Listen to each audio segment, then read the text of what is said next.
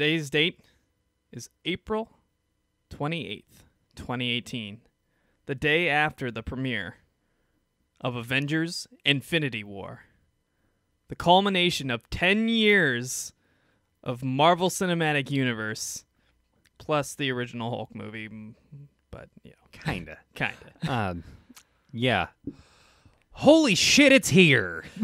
So welcome to another Hit the Books review. Obviously, this one is Avengers Infinity War. Obviously. We are fresh out of the theater with some things to fill our stomachs. A little bit of snackage. To ensure that we are in optimal form to discuss this movie. Oh, yes. For those of you unfamiliar with the format of our Hit the Books reviews, we start with spoiler-free discussion and our impressions and give you a spoiler-free rating of thumbs up, approved, thumbs in the middle, meh, or thumbs down, no, don't see it, or something along those lines. This one, right. Even if it was bad, not saying it is or isn't, you would still pretty much have to see it because that's how the Marvel Universe works. It's literally the cinematic event of the decade, maybe even of the century. Definitely. It is huge. Oh man. I can't wait to hop into this. We're going to have to restrain ourselves really, really hard to make sure we don't spoil anything for the audience because there are spoilers, okay? I'm going to say from the get-go, if you are watching or listening to this review and have not seen the movie, you've probably waited too long. See this movie. See this movie immediately, okay? There were people spoiling things walking out of the theater with us for the people that were going in after us. I mean, people can't help but talk about this movie. Before you go any further, remember, we will give you an explicit spoiler warning when we start getting into spoilers. If we happen to accidentally say something, I'm going to do my best to make sure I cut it out of the video and the podcast. Just a reminder, this is going to be available on YouTube, on Stitcher, and on iTunes for now, potentially SoundCloud in the near future. Once again, you can always reach us at HTBVids on Twitter, /HitTheBooks on Facebook if you have any questions or anything for us. Check out our website, htbvids.com. Please consider supporting us on Patreon. We're on patreon.com /HitTheBooks. And all of the stuff you can find on our webpage, htbvids.com. I'm still just washed over with emotion from the movie. There's a lot that happened. There's a lot. So please consider supporting us on Patreon is the only way we get any kind of income whatsoever for the show, and we are very much in the red because this is our passion project and we love talking about comic books. Yes. For those unfamiliar, we have a weekly comic book podcast that comes out typically every Wednesday. Sometimes we miss by a day or two because of technological problems like this past week, but usually we're on point. Episode 32 will premiere right after this review, so be sure to check that out if you have any interest in the comic book podcast, and I suggest you do because it's pretty fun. Oh, yeah. All right. Again, spoiler-free. At this point, we will give you an explicit warning. Emery, what'd you think of the movie? This is definitely a must-see movie. Oh, my God. Yeah. This movie did not at all feel like it was 2.5 hours. No, not at all. I was surprised. It didn't feel like it was running long at any point. And when it ended, I was very surprised where it ended because I felt like we hadn't hit that 2.5 hour mark at all. It felt like there was going to be more movie, but at the same time, it felt like knowing that this is a two-parter, a perfect way to end the story in a way that was bold. Very bold. If nothing else, I will say that this movie has balls. Big, hefty, meaty balls.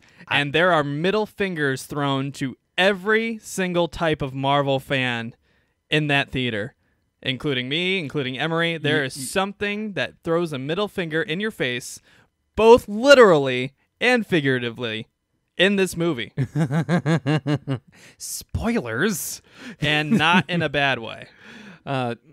Yeah, this movie manages to not only care deeply about everything that it's built up, but also manages to take risks that I thought one, they had no business taking.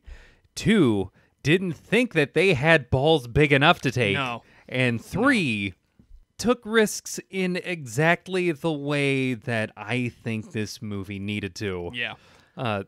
Just so that everyone can understand that, we are not messing around. No, man. Not even a little bit. I was extremely impressed. And, I mean, we've talked about this leading up to the movie and in our other reviews, like the Black Panther review and the Thor Ragnarok review and SpiderMan.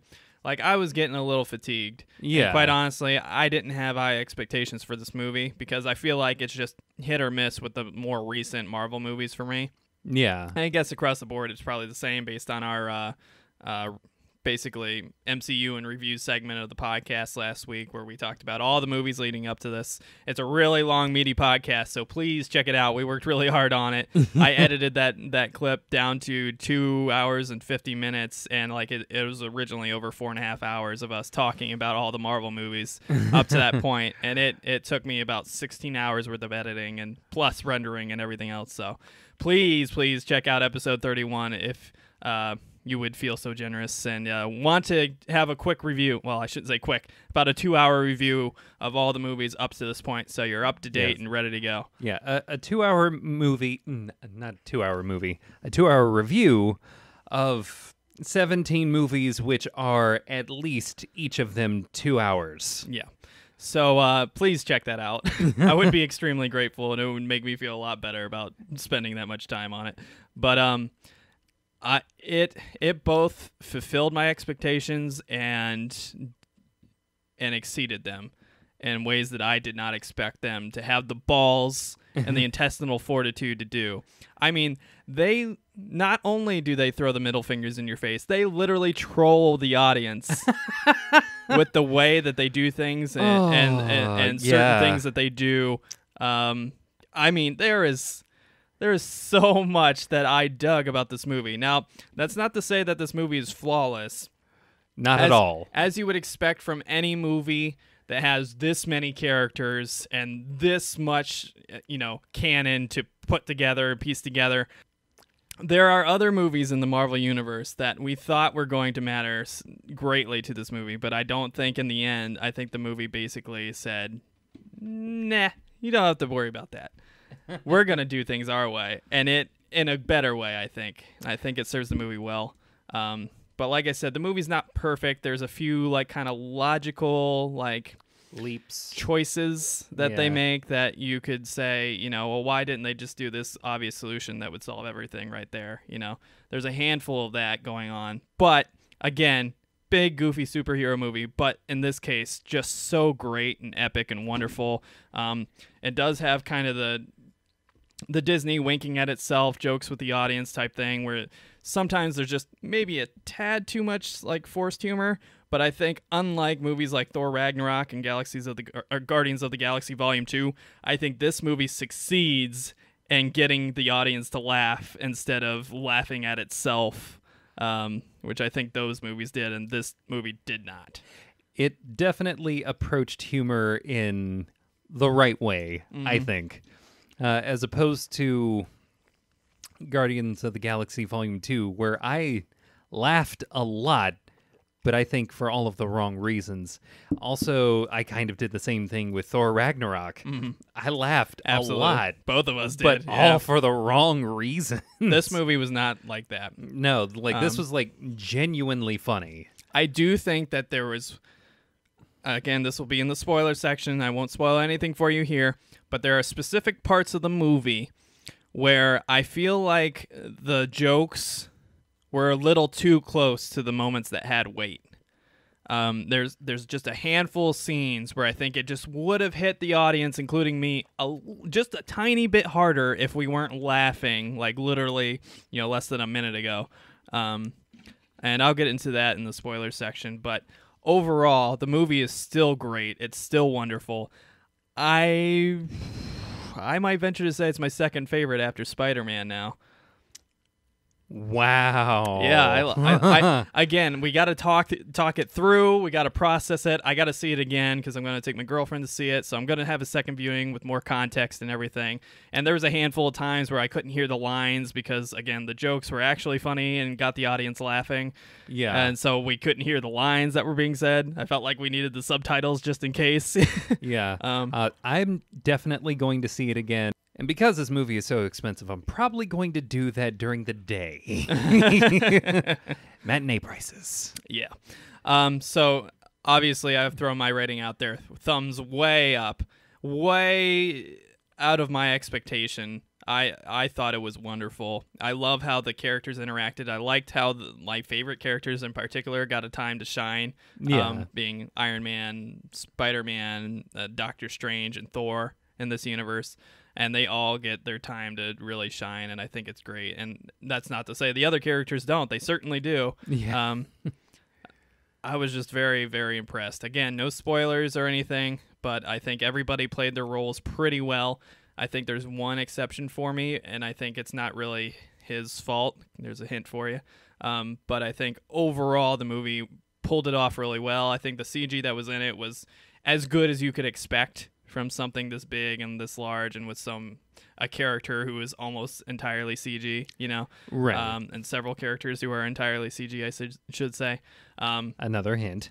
But again, this movie was wonderful, and I would happily go see it again several times. It's again, I got to process it a little bit, got to get back together, because again, this is kind of one of those movies that do the typical Disney Marvel thing, leave you with a really big impression. Yeah. And then you have to kind of think about it again to make sure the first half wasn't as enjoyable as you think it was, and I think in this case it probably was. Yeah. I would definitely say that this movie is definitely worth seeing. A thumbs up. I'm also going to say that this movie definitely takes advantage of what I like to call the illusion of the first time. Yeah, they pulled it off, man. Yeah, I didn't think they were going to be able to pull off putting Guardians with Avengers and all these little pockets of sidekicks and whatever else together, but they managed to do it, and I was very impressed. This movie hits big, it hits hard, and it hits home. Oh my god! Yeah, I loved it. I thought it was wonderful. So, shall we get into it?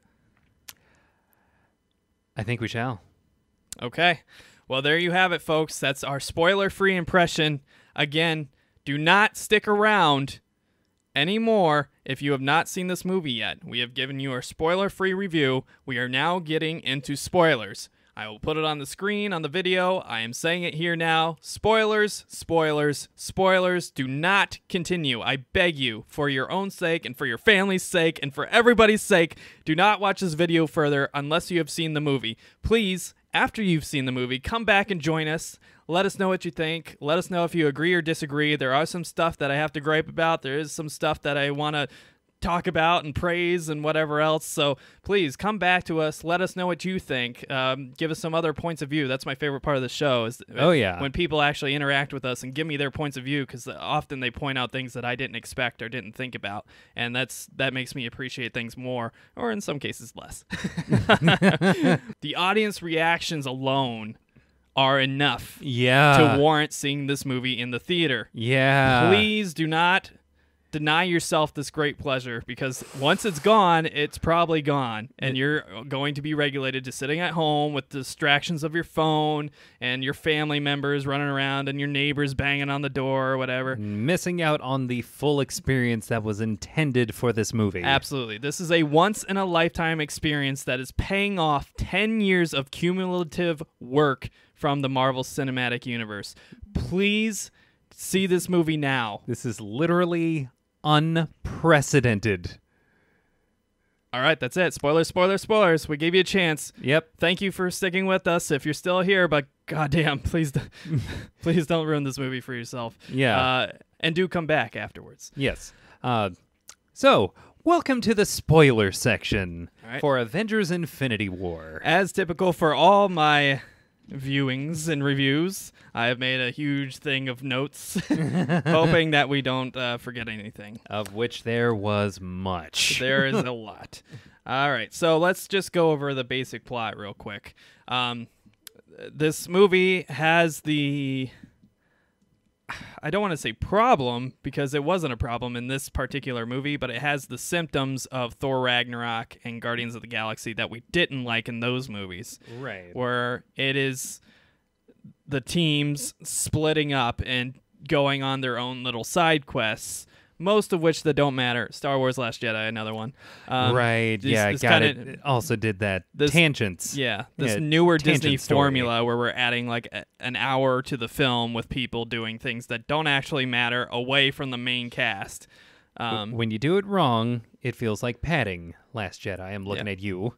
This movie, however, does it perfectly. Everybody's subplot actually matters to the overall plot. Everybody has a role in this plot somehow, both from the beginning to the end. They matter in some way, shape, or form, and that is something I really appreciate. Basically, the movie starts off at the end of Thor Ragnarok, where the big ship comes down on their little life vessel that they just fled from. Literally at the end of Thor Ragnarok. Just fled from Asgard. You got Thor basically taking Odin's spot, leading the group with his one eye, and Loki there at his side, carrying the Tesseract, but at least pretending that he cares about these people and what's going on. And then the gatekeeper, Idris Elba, with him. Yes, Heimdall. So that's where we start off.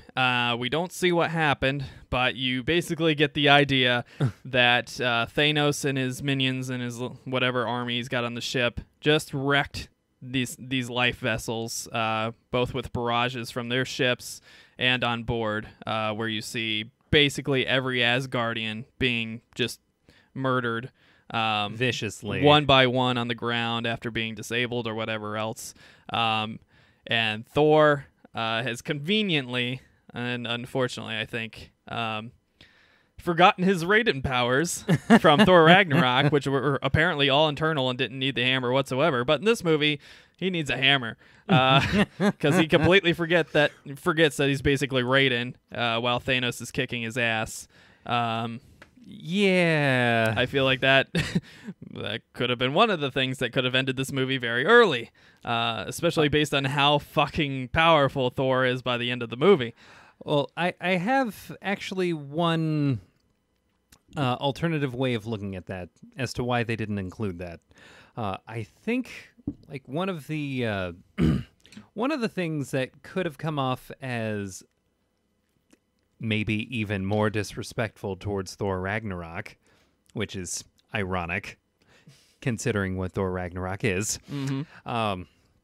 I could have been considered pretty disrespectful if we, at the opening of this movie, have everyone decimated and have Thor using his lightning powers, but to no avail. See, I think it would have been better if he had been using his lightning powers to no avail. Like he was doing it, but it just wasn't enough. I think that would have been very cool and would have established from the get-go that Thanos was a force to be reckoned with. And I don't think they quite achieved that as well. I agree with you. That's what they should have done. But I don't know. Well, one of the things that I also remember... Loki doesn't use his magic at all. Why? Oh, he uses it one time to hide the Tesseract. Okay. Or the Mind Stone, whichever one. Okay. Because he does reveal the stone to Thanos, which I think was dumb. If it was hidden... Keep it hidden. Movie's over. Your sacrifice will not be in vain. Keep it hidden. Everybody's happy. No, like everyone would have lived. Okay, maybe not everyone, but most of the life. It would take him a lot more time to kill half the life in the universe. That's all I'm saying. Yes. But yeah, I don't. There again. This movie's great. But you have to overlook some kind of convenient solutions that could have been right there. And some poor logic, I think. Some of it was convenient, yeah. Yeah. So we get into that. We see Loki get killed pretty gratuitously precipitously by being choked to death on screen by Thanos while Thor is wrapped up. We see Hulk get his ass absolutely handed to him by Thanos. And Hulk's only appearance, really, which is kind of funny. Oh, yeah, that's Avengers right. movie where Hulk is there for like 10 seconds, and then the rest of the time we play Cialis. Poor Mark Ruffalo having to be just couldn't get it up. Like he's literally a dick joke right now. Yep. Which is funny because they actually address Thanos' face looking like a scrotum. In the movie, they pulled a Deadpool in the movie itself. Yeah, and they let the one character who could get away with it do it. So we go from there. Thanos has 2 stones now. They don't show it on screen, but they say that he basically destroyed the Nova Core planet. Yeah, and took the Power Stone, and now he has the Mind Stone.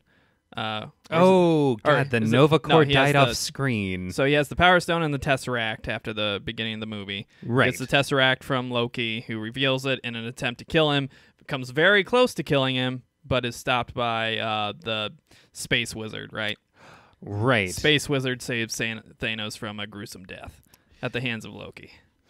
Yeah. Oh, my God, that wizard. I kind of wish that those characters had names. Yeah, although one of them gets named. one. The first one who dies gets one, right? Yeah. They talk about him. So we, from the get-go, established that Asgardians are all dead, and the bullshit about Asgard not being a place, it's about people from Thor Ragnarok is completely forgotten. Thor no longer has his Raiden-like powers. Loki doesn't use his magic very well and is now presumed dead, but maybe he was faking it again. So that establishes everything from the get-go. Are there any big things from that intro that I'm missing? Hulk gets sent by Gatekeeper in his last effort. Heimdall opens the Bifrost one last time. Yep, and sends Hulk cascading through space to Earth to warn everybody of what's coming. So we got that. Is there any other big things? Nothing from that opening part. Okay. The next thing we see is down on Earth. Mark Ruffalo slams into the Sanctum Sanctorum base in New York City. Very convenient, by the way. Very convenient. So he crash lands in the stairwell right there, and Doctor Strange and Wong are there, obviously, and go aggressively at him until they realize, oh, it's just a impotent man buried in their stair. Basically, what's he doing in here? Going ding, ding, ding, ding. The bell cannot be unrung. I'm just kidding. The bell cannot be unrung. He's hungry. He's found us. And he's coming. It was better. It was done much better. It was better. He says, Thanos is coming. Thanos is coming. And so that sets up what's going on. It's clearly illustrated, but not dwelt on too long, thankfully, that Mark Ruffalo has been sent there. He explains what happened to Thor and everybody in space and what Thanos is trying to do, and explains things to Doctor Strange. Doctor Strange basically opens a portal, goes and gets Tony Stark and says we have to have a conversation, pulls him away from Pepper Potts, who sucks, and I hope she's one of the dead people at the end of the movie. Gwyneth Paltrow is horrible, and I really don't like her.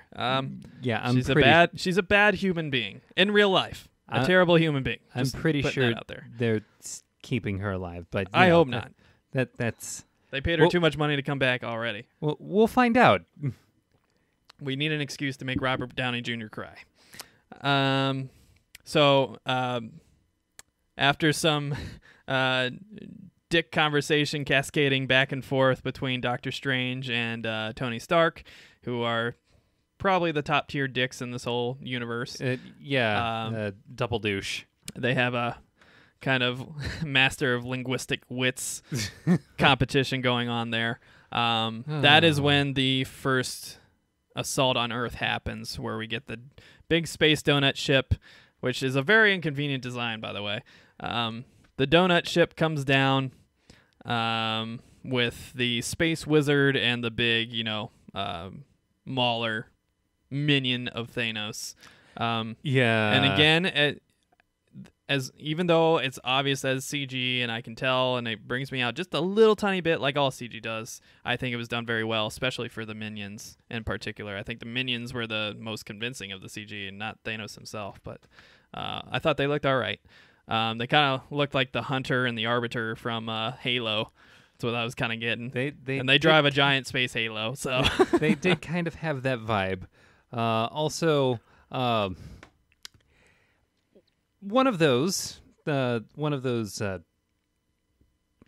children of the Black Order, or Thanos' minions, actually gets a name. I think he's the only one that actually gets a name. This one given to him by Tony Stark.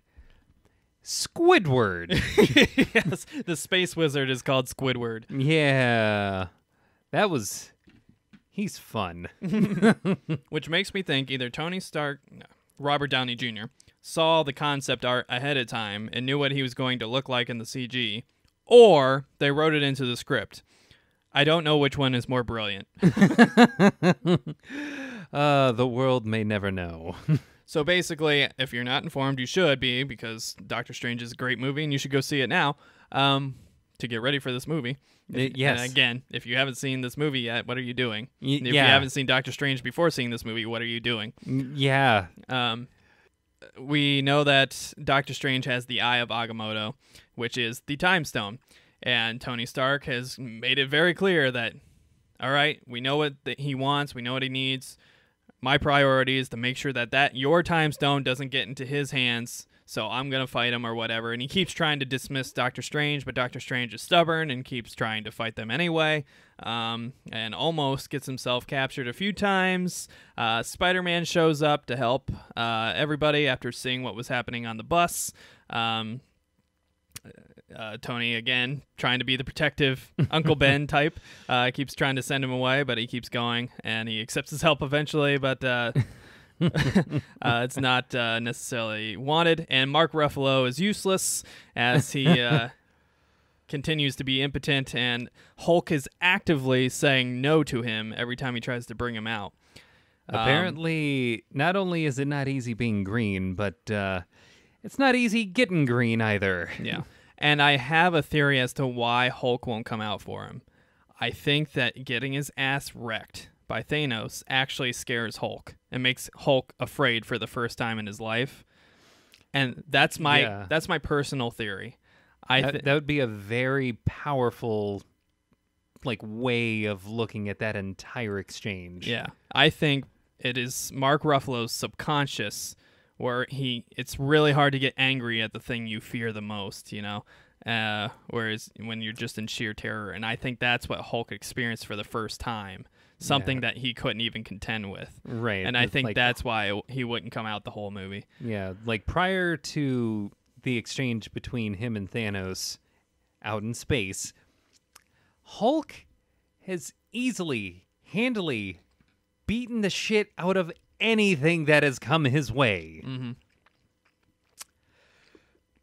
And then Thanos beat the fuck out of him. Yeah. Well, Hulkbuster beat him, even though the Hulkbuster, Tony Stark, took quite a beating himself. But Hulkbuster beat him, and Thor beat him with his Raiden lightning, and often fights him toe-to-toe when he has his hammer.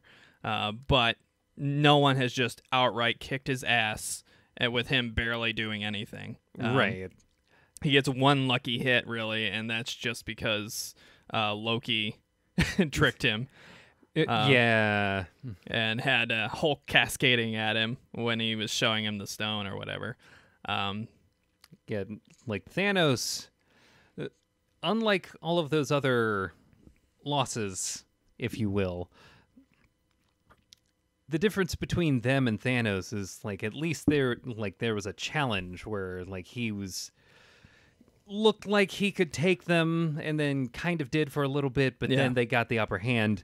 This one, he had no upper hand at all. Yeah. See, what I thought was going to happen is, towards the end of the movie, I thought, Thanos was going to kill Natasha, and then because of the stupid baby monster thing from Age of Ultron, just fucking awful, the forced romance between them, I thought that would be the thing that triggered him to be angry enough to break out his Hulk, and then he would just get angrier and angrier, as you expect from Hulk, which, for those of you who don't know about Hulk, that's how his power is fed. The angrier he gets, the stronger he becomes. So technically, his strength is limitless, but it's so hard to get him over that Right. really high level of fury, you know? His rage level is his only limit, and it takes a lot of work getting that hyped, let alone maintaining that. Yeah. So what I thought was going to happen is he was going to break out there, and obviously I'd seen the commercial, so I assumed Tony was in the Hulkbuster armor. Surprise! Surprise! It's impotent Mark Ruffalo. Oh. But Wong's in there too, kicking some ass and saving both their skins a few times. Yeah. Including cutting off the one guy's hand, which yes. is pretty cool. Which actually gets him an invite. Yeah. But what I don't like is that at the end, he just leaves the Eye of Agamotto and Doctor Strange in the care of Tony Stark and says, oh, the Sanctum Sanctorum needs to be protected. I'm like, aren't there like 100 other fuckers like you to do that? The Time Stone will literally end the universe along with your fucking Sanctum Sanctorum if Thanos gets it and does everything he wants to do and could do. Why would you not go after your fucking leader and the Time Stone, which is an artifact from the Sanctum Sanctorum? Why would you just be like, peace out? And was that just too convenient? Too convenient that he could open a fucking portal and take him back?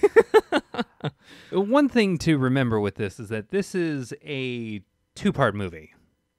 And I'm assuming that quite a few of the unexplained exits or questions as to where these characters were the entire time that didn't show up at all are going to be elaborated on further in the second movie. I hope so, because that was a bitch-ass way for Wong to go out. Yeah, it is. And pretty funny since I think he's the only Asian character in the movie. There's one who's an alien, but pretty sure he's the only Asian character of significance. And we're just like, make him peace out. He's literally the only Asian we got. Guys. So I felt that kind of sucked. Ooh. And wasn't entirely the most logical, but I think it was just exclusively so they could have the fun escape scene.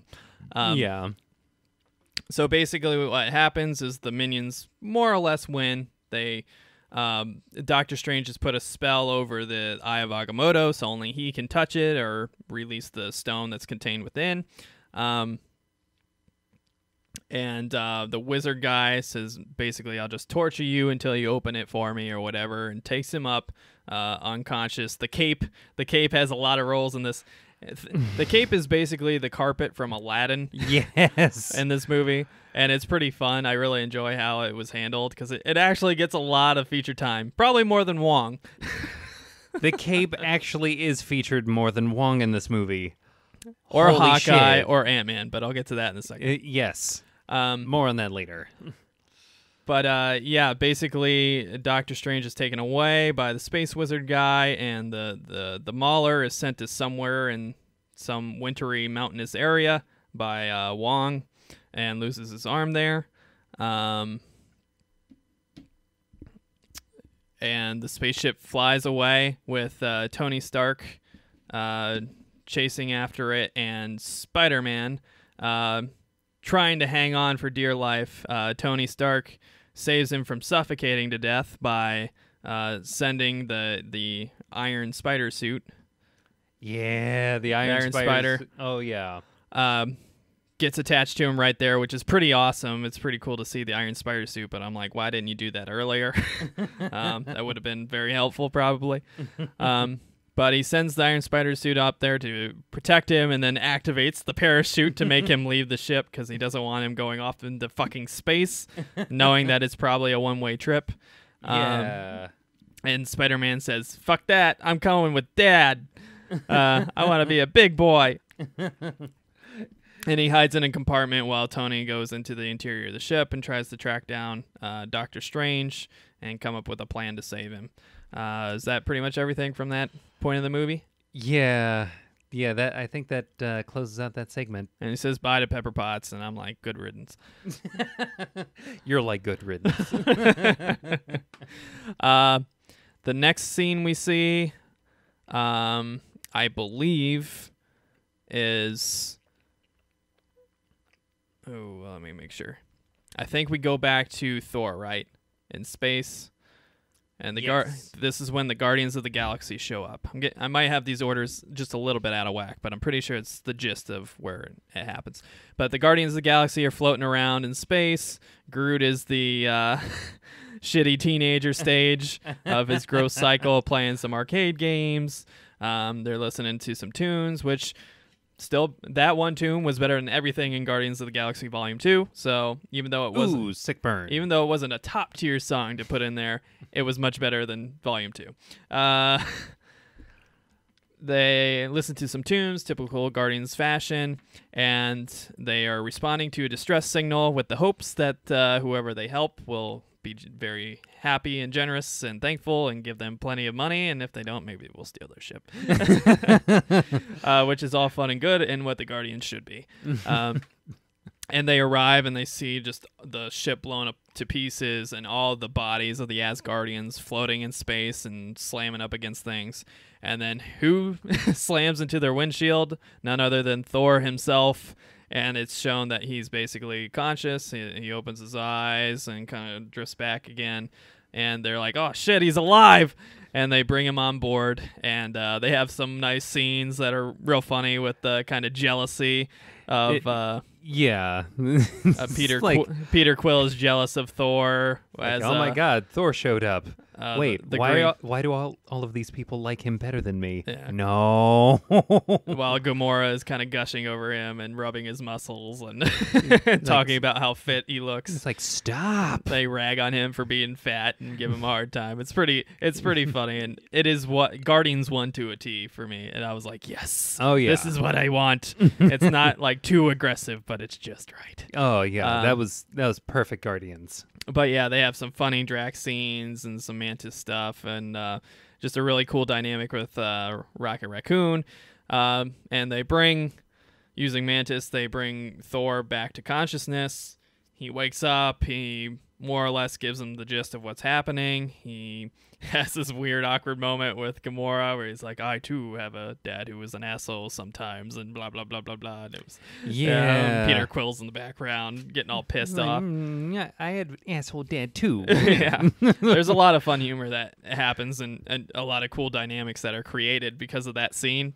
Yeah. And basically... Thor establishes that there's only one weapon that he knows of that could bring Thanos down before he can get all the stones, and that's at the Great Forge or whatever. He's going to go there and have the person at the forge either give him a weapon or craft him a weapon that is built from a dead star, like his prior hammer that was for some reason destroyed by Hela, because apparently she's able to do that. Thanos can't fucking do it, but Hela apparently could. Hela's OP. But hardly used.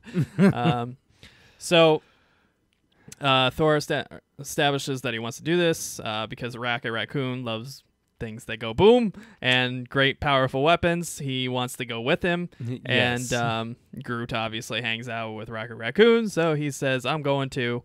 And Peter Quill says, no, you're not. And Rocket Raccoon says, I'm the captain. Fuck off. We're doing what I want. And so Rocket Raccoon and Groot get into the escape pod with Thor after explaining everything. Gamora says we got to go to nowhere and stop Thanos from getting the stone from the Collector. And so the rest of the Guardians are set on their path to go to nowhere to prevent Thanos from getting the... which one is it? The red stone. That one is the Reality Stone. Reality Stone from the Collector. And then the others go to the Forge in the space pod or whatever, captained by Rocket Raccoon himself. And that sets up what's coming for their subplots, I guess. but again, done well, so it all connects to the main plot. It's not just a useless fucking side quest that doesn't matter like the other movies. Oh, yeah, no. It's like with this one, the way that it sets up these two branching paths, it seems very much like, I don't want to say like a choose your own adventure book where you like jump back to the other side and you can basically pick whichever one you want, but instead we're just looking at like the whole thing. Yeah. This feels more like kind of the same way that the Oceans movies do, where they have like these different characters handling these separate things that all lead in toward this one They all main culminate thing at the end for the big heist. Yeah. Yeah. Exactly. Which is funny because they advertised Ocean's 8, and that looks horrible. Oh, it does. So yeah, that's all, everything's established. All the subplots are set into motion except for Cap. Except for Cap. And then it goes back to Earth, where we see Vision and Scarlet Witch basically romancing in Scotland and hiding because from Civil War, they each allied to opposite sides. Vision, obviously, with his dad, Tony, and Scarlet Witch with Captain America. And they both basically take a short term of leave, respectively, to go romance with each other in Scotland and do their things together. And then they're supposed to report back or whatever. But they're enjoying each other's company a little too much, and so they decide to turn things off and ignore everybody saying, hey, you should probably come back. And they're out romancing and stuff, and Vision's been having problems with the stone. It's reacting to all the actions of Thanos and everything, we assume. And one stone is called by another. And he knows something's wrong, but he's not sure what. And they pass this television screen, which is showing what is happening in New York City. And the two other minions show up to basically wrestle the stone from Vision's head. By force. So these guys show up. Again, two minions. I think it's like the assassin one, and then this old one that ends up croaking. But they have this cool fight where they get surprise attacked, and the fight goes back and forth, and Vision's very heavily damaged by a scepter to the chest. Thankfully he's a robot, so he can deal with it. Kind of. He can deal with it much better than anyone else. Yeah. And Scarlet Witch is fighting him off and trying to flee, but every time they get a little further away, they get shot down or something by one of the other minions. And they're chasing them all throughout Scotland. And the big, moment comes at the end when it seems like the odds are just stacked against them. I think Scarlet Witch probably could have still taken them on by herself and dealt with it. But probably. We needed an excuse to make Captain America show up. But, basically, the team from Captain America shows up, minus Ant-Man and minus Captain America, or Hawkeye. Thank you. Captain America shows up as Obad in his stealth black suit and his long hair and his beard. And no one fucking calls him that. Yeah. Black Widow shows up in her with her blonde hair. Suit. Black jet suit and blonde hair. Because that totally hides who you are when you're Scarlett Johansson. Nobody notices that face. Oh, wait. You're really hot. Everybody recognizes you. Red hair. You stick It's out. almost like I used to have red hair. Wait a minute. Yeah, she sticks out like a sore thumb, but blonde hair totally solves the problem. Same length and everything. Yeah. It's just a palette swap. I guess. And Falcon shows up because, what? Okay. Because he put in time. He's there. He was in some movies. He needs to be there.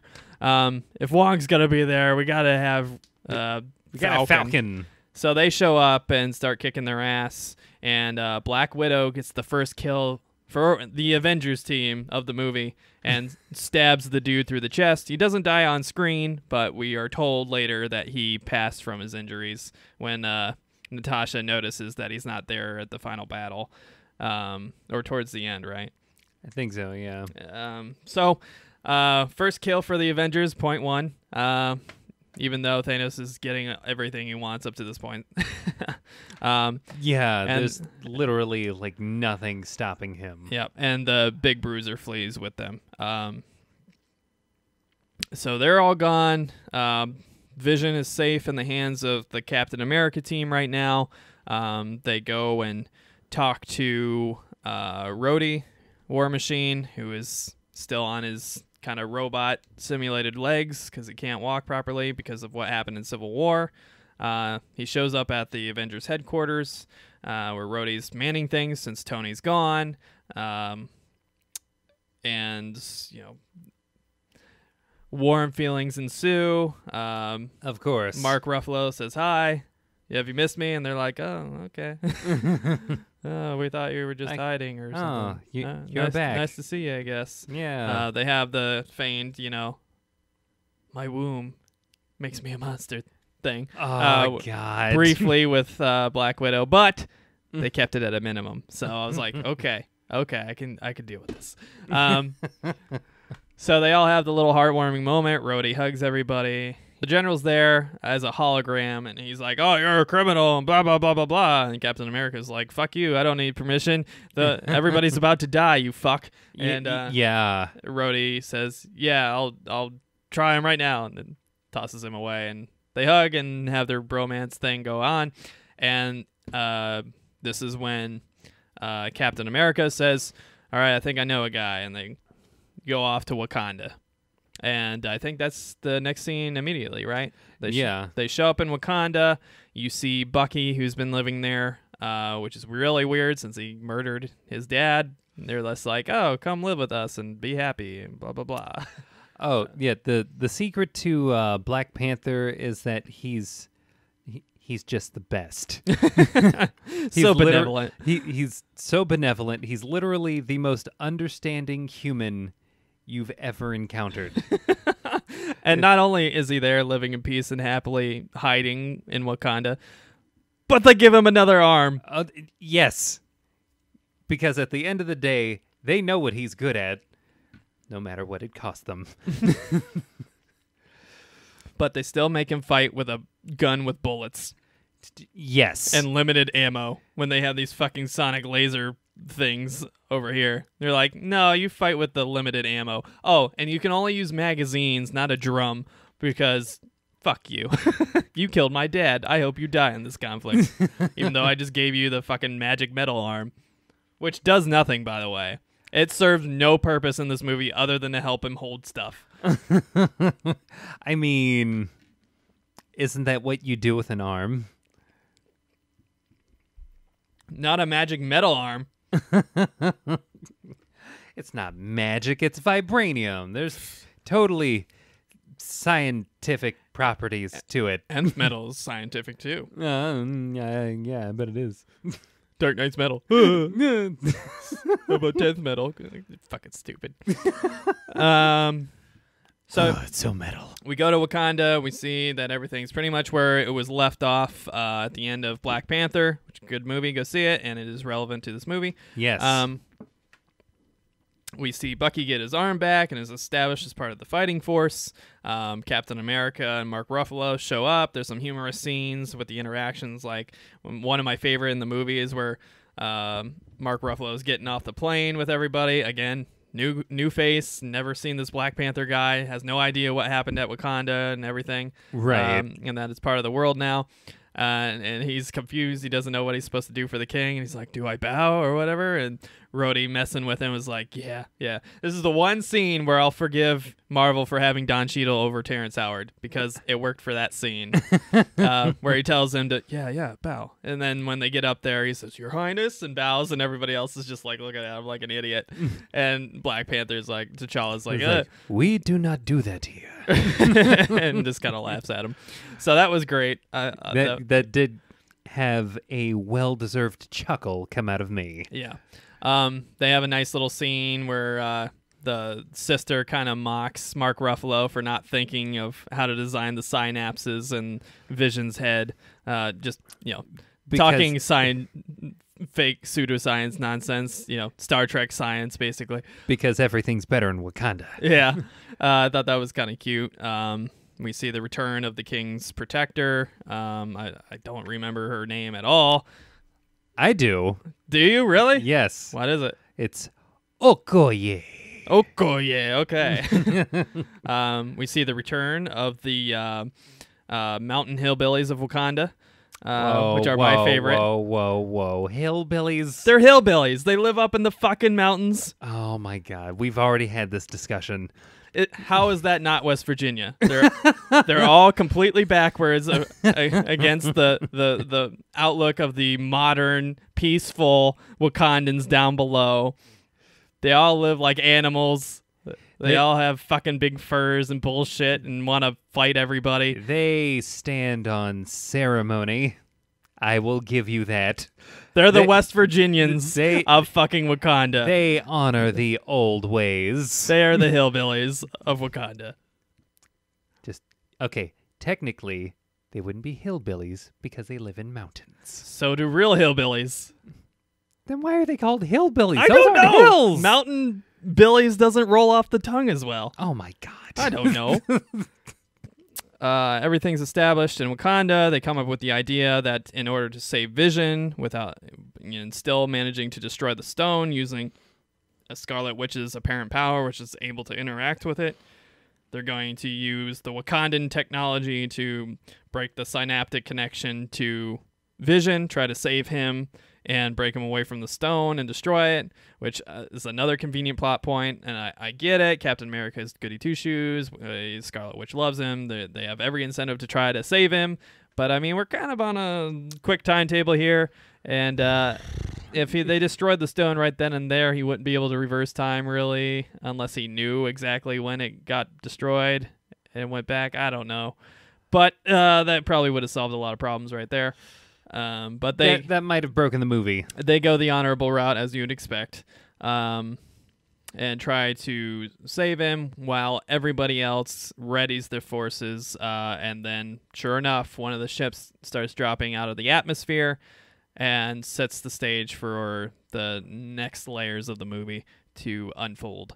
So you have Captain America, you have Hulk in the Hulkbuster armor. I don't know how they got it from Iron Man. Maybe Rhodey gave it to him.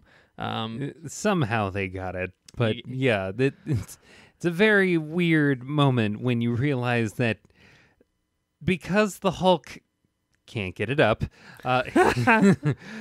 he goes to mechanical means in order to, assert himself in this way. Yeah. So basically, we have Captain America, we have Hulk, we have Black Widow, we have obviously Black Panther and all his crew, we have Falcon, we have War Machine, we have Vision, and we have Scarlet Witch, all in Wakanda, standing ready to protect Vision's separation from the Mind Stone, so they can destroy it before Thanos can get it and finish the job. Which conveniently he waits until the last point to get to it. Whereas conveniently, if he had come much earlier, I don't think it would have been a problem. But that's the one he waits last on. So okay, sounds legit. So the stage is set in Wakanda for that part of the movie. We jump to the rescue scene. Basically, with Peter Parker's help, after discovering that he had kind of jumped on as a stowaway, Peter Parker comes up with the pop culture idea from the movie Aliens, where they puncture a hole in the ship and the alien gets swept out and killed in outer space, you assume. It's so bold. It's so bold that they actually decide to reference not just aliens, but to actually, basically take their shtick for this one scene. Yep, and say it out loud, which is amazing. I love it. If they had just done it, I'd be like, okay. Oh, that seems like Aliens. It's like, have you guys seen the movie Aliens? No. Oh my God, they are not. Which is a callback to what he did in, I think, Civil War, right? Where he says, have you seen Empire Strikes Back or whatever? Yes. And he does the wraparound thing with Ant-Man. Yeah, he totally did that. So it's the second time that I can think of that he did it. I don't know if he did it in Homecoming. I don't remember him doing it, but I don't think I remember him making a reference to a movie. Although I mean, Spider-Man Homecoming just is definitely a John Hughes movie. It's basically all of the Breakfast Club, 16 Candles, all of that, but with Spider-Man in it. Yeah. So, we get on the ship. We have the rescue mission formulated. Basically, Tony Stark acts as a distraction while Spider-Man gets in place to catch Tony before he can be sucked out of the ship when Tony blows it. And Tony gives him the credit, obviously, and then he blows the ship with his rocket or whatever, and through that hole in the ship, the Space Wizard dies. So we have our second kill on the side of the Avengers, where they kill Space Wizard via Tony Stark blowing a hole in the ship, and Spider-Man using his Iron Spider suit in addition to Tony, his newfound nanomachines for his new suit design, which I'm guessing he stole from Iron Man 3. He probably stole that nanomachine tech from the Mandarin and adapted it to his own. He uses that to patch the hole after they pull in Doctor Strange and save him. Doctor Strange and Tony duke it out, basically. They have some fun dialogue, and they duke it out about what they should do next. Doctor Strange is like, we should, I need to go back to Earth and protect this and the Sanctum Sanctorum and do everything I can and blah, blah, blah. Tony says, no, that'll just get more people, killed and our planet destroyed in this guy's conquest. I think our best option is to just take him on head on and see if we can prevent this all together. And they go back and forth and they discuss it. And Doctor Strange establishes very critically that if it comes down to protecting the stone and either of them or himself, he will choose the stone over everything else. And he says, understood, and obviously Tony Stark at this point is grappling with his kind of parental feelings for Peter and wanting to protect him, but he understands that this is a universe level threat and they have to take care of it or else they're all fucked. Yeah. So they make the stakes are very real with this one. Yeah. They make a plan similar to Independence Day where they're going to take the alien ship and sneak it into the mother base and pop out and take on Thanos. So oh my god, that is so Independence Day. I completely forgot. It is 100% the Independence Day plot. You're going to sneak in your alien ship and we're going to fight you. Yeah. We're going to fuck you up. Fight you on your home turf. We're going to hack you with our 1998 Apple virus. It's an old which code. I'm pretty sure didn't even have Wi-Fi. It's an old code, but it checks out. Maybe it was all in binary. Maybe it was a binary virus. Everything runs on binary, even aliens. Everything. So they're set on their way to go confront Thanos and try to the main goal is to get the glove off of him and try to prevent Thanos from having access to the stones altogether. Right. Just take the glove off. And Should be easy, right? I guess we do get one official name. Because when they show up to ambush Thanos, he says, "Oh, so-and-so is dead." I don't remember what the name is, but they go, "Yeah, we killed him." I'm pretty sure no one's gonna remember what that name is. I think it was something like Nas or something like the rapper. It was like an N name. I feel like it was really short, like one syllable name. Either way, it's pretty inconsequential. Yeah, it doesn't matter. Squidward. Squidward. They killed Squidward. So they're set on their path. Then I think we jump to Thor again, right? Yes. Thor and Rocket Raccoon and all of them. They show up at the Great Forge, and they see that the star is not lit. The forge is not lit. There's nothing there. It seems like everything's dead. Everything's frozen in space. And they go into the base and they see basically the design mold for the Infinity Gauntlet because Thanos had gone there to have the gauntlet forged in the first place. And basically how he had done it is shown up, threatened to kill everybody in front of the blacksmith because they couldn't stop him. So he made the glove and then he killed everyone anyway except for the blacksmith. Which I don't think that's how ratios work, Thanos. Mr. I kill half of you and leave half of you to live, but he killed everybody except for one.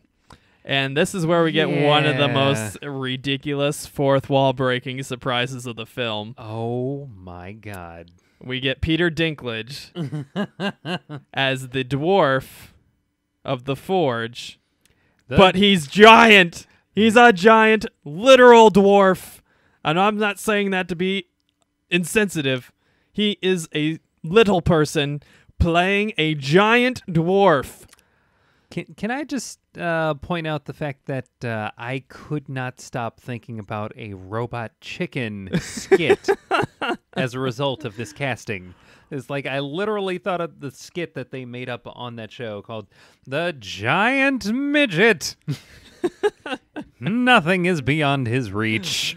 I'll show you all. I'll show you all. I am the huge dwarf now.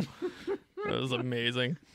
That is one of the first indicators that I had that this movie was going to have balls. Because they took something as socially and culturally risky as making a joke about the fact that he is a little person as a giant dwarf. Yes. The balls, the bravado to make that fourth wall joke in this movie. I thought we just got a peek at thought- the balls that Yeah. that this movie has. And I thought it was wonderful. I thought it was hilarious. You know, I'm not a little person. Maybe little people feel a different way about it, but I thought it was hilarious. And I think if Peter Dinklage can deal with it, I think you can deal with it too.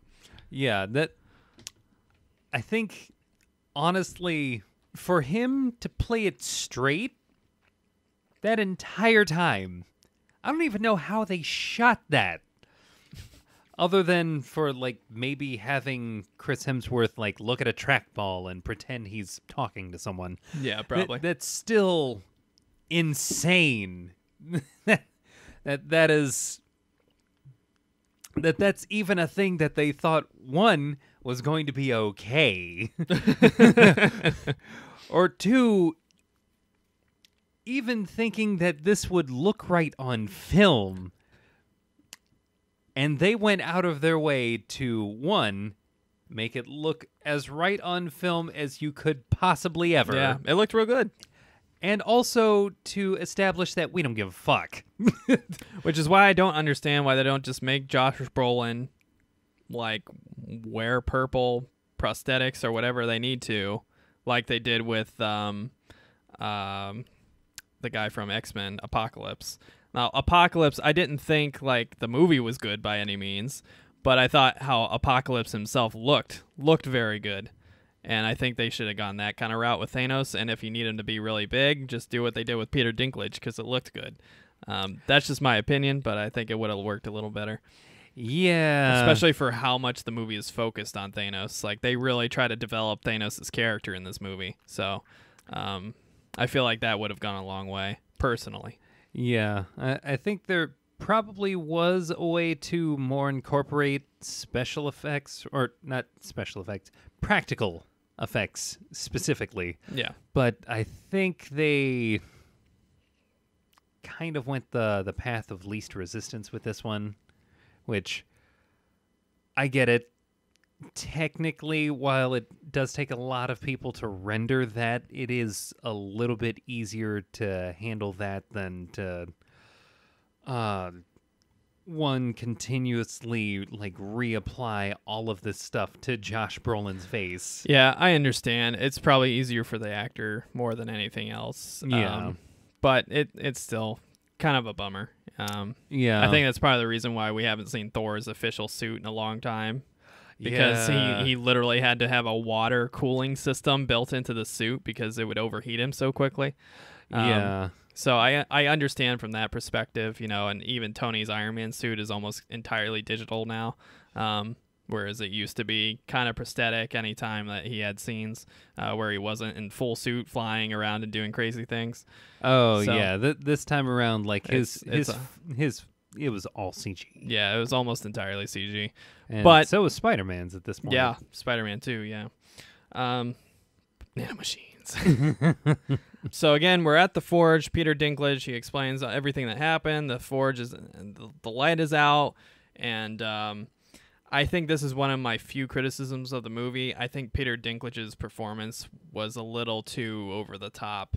I mean, you can tell that he's making a fake, like, low, deep voice in order to compensate for his size in the movie. And I think it's it's a little too noticeable and a little silly, especially in the second half of his scenes. And I think there's some logical leaps later when they get the forge going and everything where he's like, oh, where's the handle? We need a handle. Like, why would you not set that aside like you would the metal and everything in preparation for this god who's about to kill himself trying to hold this thing open while you forge him this weapon that could save the universe? So yeah, there were some things that I was like, oh, that's the Marvel like forcing a joke scene thing. But I think some of the payoff for it was kind of fun. So yeah. I'm allowed to put my brain in the back seat for that scene. Yeah, it does tend to gloss over or skip a couple of things in this particular scene. But yeah, at this point, we're already, like, we're all in. Yeah. Like, we are at the point where, at least for me personally, I was waiting for there to be some kind of, like, lull in the storytelling. Yeah. But they kept it rolling. I did not feel a lull throughout the entire 2.5 hours. Yeah, me neither. So at this point, they come up with the idea to restart the forge. They need something with a great amount of force to start the rotation again. And so Thor comes up with the idea that he's going to swing the fucking spaceship with Rocket Raccoon in it at the ring. And then he's going to have Rocket turn on the rocket's full speed. And he's going to grab onto whatever and start the inertia and make it spin and everything.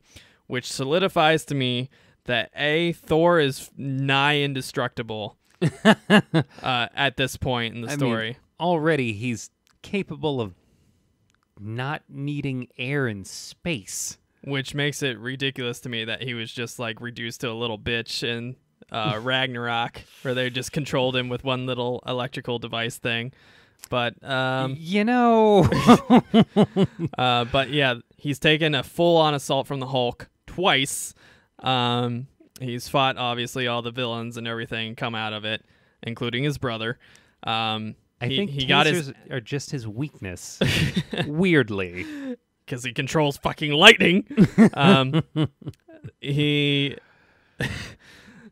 gets his ass beat by Thanos. Still doesn't die. Don't kick the curse. He gets his ass beat by Thanos and still doesn't die. Blows up in the spaceship. Still doesn't die. Floats in the vacuum of space. Still doesn't die. Apparently, he doesn't need to breathe oxygen. No, he's too metal for that. They set off the plan. Real fun scene. He grabs onto the ring. Again, illustrating how fucking invulnerable he is. Spins the ring. Gets the forge going. And then something breaks right after he gets the forge going. And they basically say, well, you're going to have to find a way to pry this damn thing open so I can do the forging. And he says, how long you need? He says a few minutes maybe to melt the metal into the mold. And then blah, blah, blah, blah, blah. Everything will be done except the fucking handle. Blah, blah, blah. But we'll ignore that.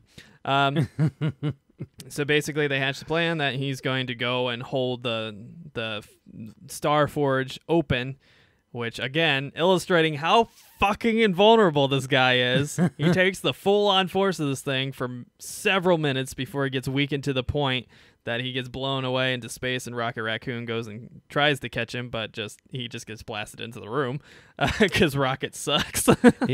Yeah. So he takes on that head-on collision and is still conscious, mind you. Because he's Thor. God damn, this guy's involved. Why is this guy here? He should be fighting Thanos each time. Because he's the only one that can take the fucking blows. Yeah.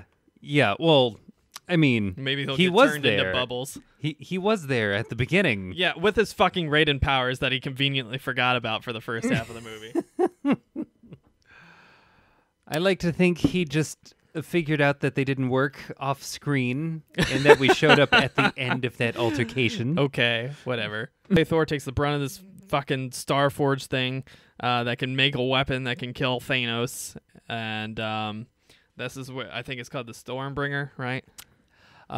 Yes. Or It was either Stormbringer or Stormbreaker. Stormbreaker sounds better. Yeah. I'm going to go with that one because it sounds cooler.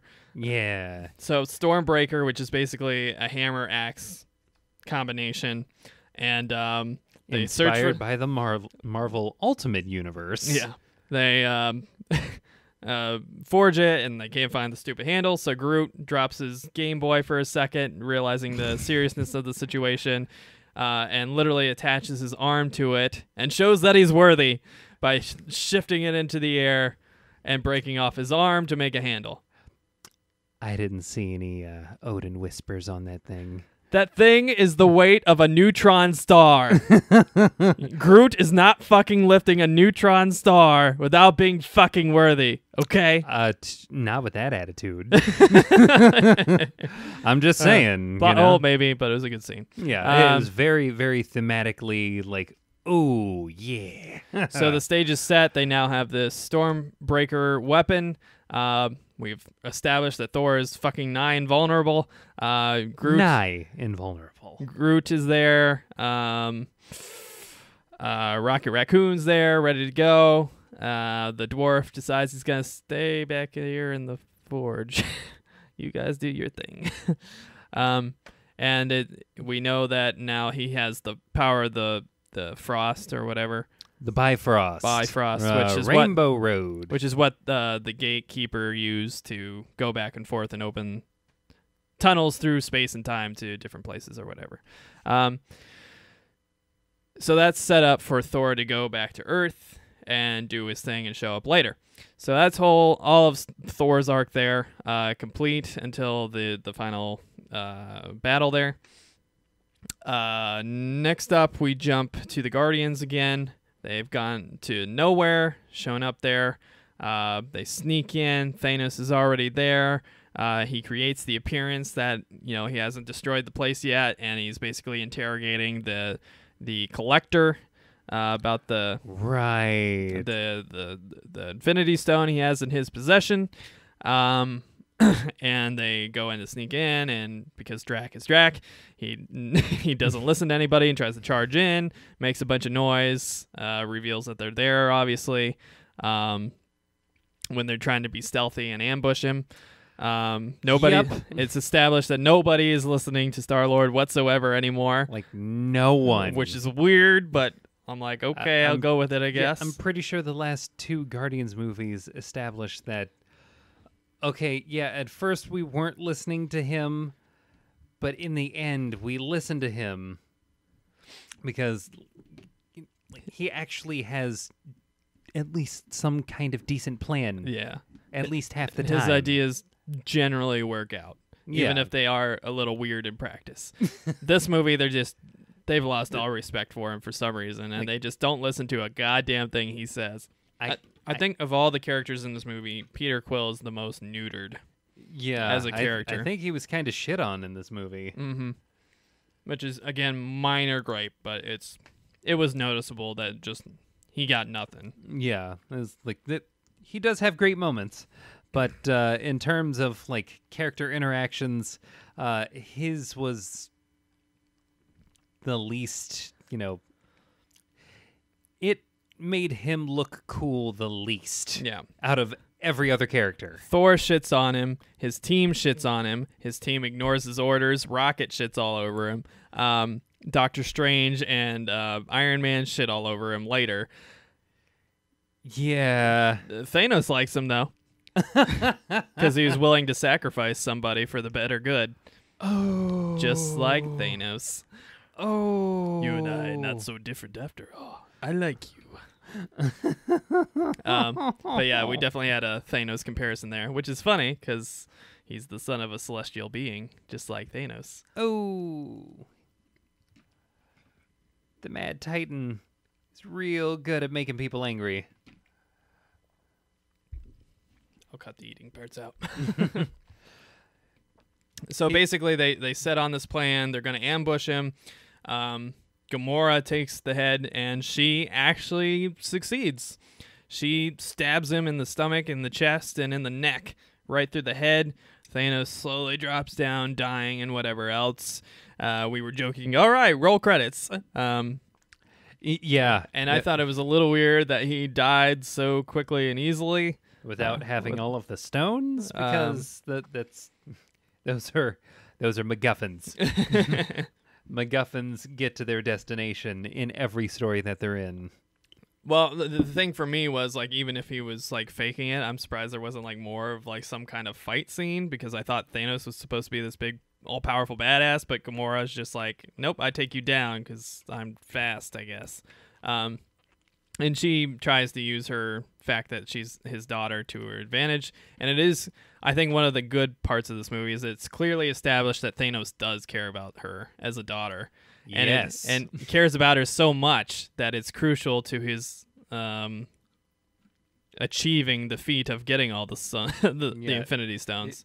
The plan literally hinges on his love for Gamora.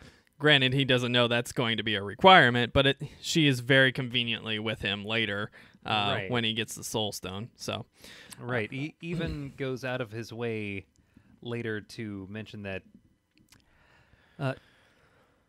the thing that he'd been trying to do this whole time, this making sure that we periodically kill off half of the population once the population gets to a certain point.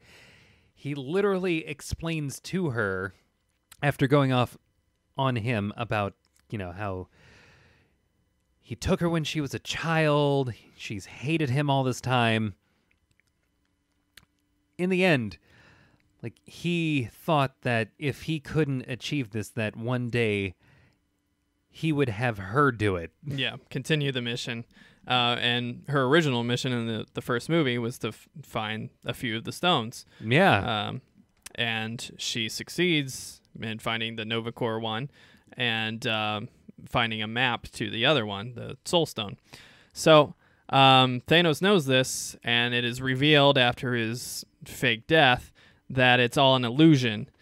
He reveals everything using the Reality Stone. But yeah, the Reality Stone reveals that this is all an illusion. He had actually set a trap knowing that Gamora would come and try to stop him because he knows that she has, if not the stone, the location of the Soul Stone, which he obviously needs in order to succeed in this mission. And Gamora has made a pact with Peter Quill that he has to kill her if she should be captured or something, so that she can't reveal the map to him, and she's told no one else the map or anything else. And you might be like, oh, how did that happen? Well, it's revealed later when we go back to his home base there, and we see Nebula has been captured in there and been tortured, and her memory banks have basically been projected like R2-D2, and to reveal that Gamora had told her, that, hey, I know that it's somewhere, blah, blah, blah. So he knows he needs to find Gamora and track her down. Peter Quill eventually gives in after... so Drax gets turned into cubes, and Mantis is turned into, like, still silly living string cubes. Yeah. And, like, silly string, which I'm pretty sure happened to Wolverine in the comic book. I think Wolverine turns into, like, his bones get turned into rubber or something, and he just, like, falls apart because of the Reality Stone. Oh, no, that's that might have happened, but that's reminding me of the time from the 90s when we decided to take away his adamantium to make him more edgy. No, this is when he still had adamantium and stuff. This is in the original Infinity War storybook, I'm pretty sure, because everything was corny and ridiculous. But but we could still have Wolverine in it. He turns into rubber bones and falls apart. The Mr. Fantastic effect. Yeah. So it's clear to Peter Quill that he can't win. And he has the gun aimed at Thanos, and Thanos is just kind of fucking with him, like, go ahead, try, blah, blah, blah, blah, blah, because he knows. It's like, I heard you wouldn't. Yeah.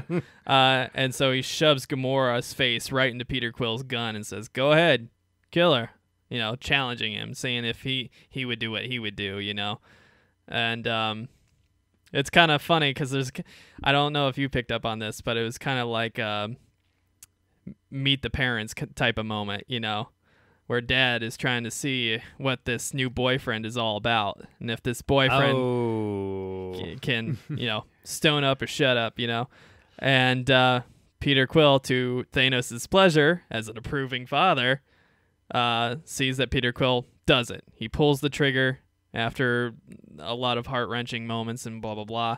And bubbles come out thanks to the reality stone.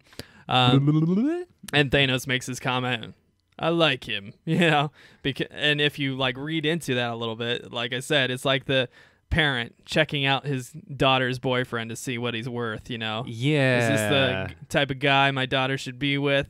And, is he like me? And yeah, he would sacrifice her for the greater good, just like I am trying to sacrifice half of the population for the greater good, He's like, It's a very, oh my God. There's a very clear and awesome kind of analogy displayed there. Father-daughter, threatened boyfriend type of situation. And basically, I think Thanos says, well, I like him.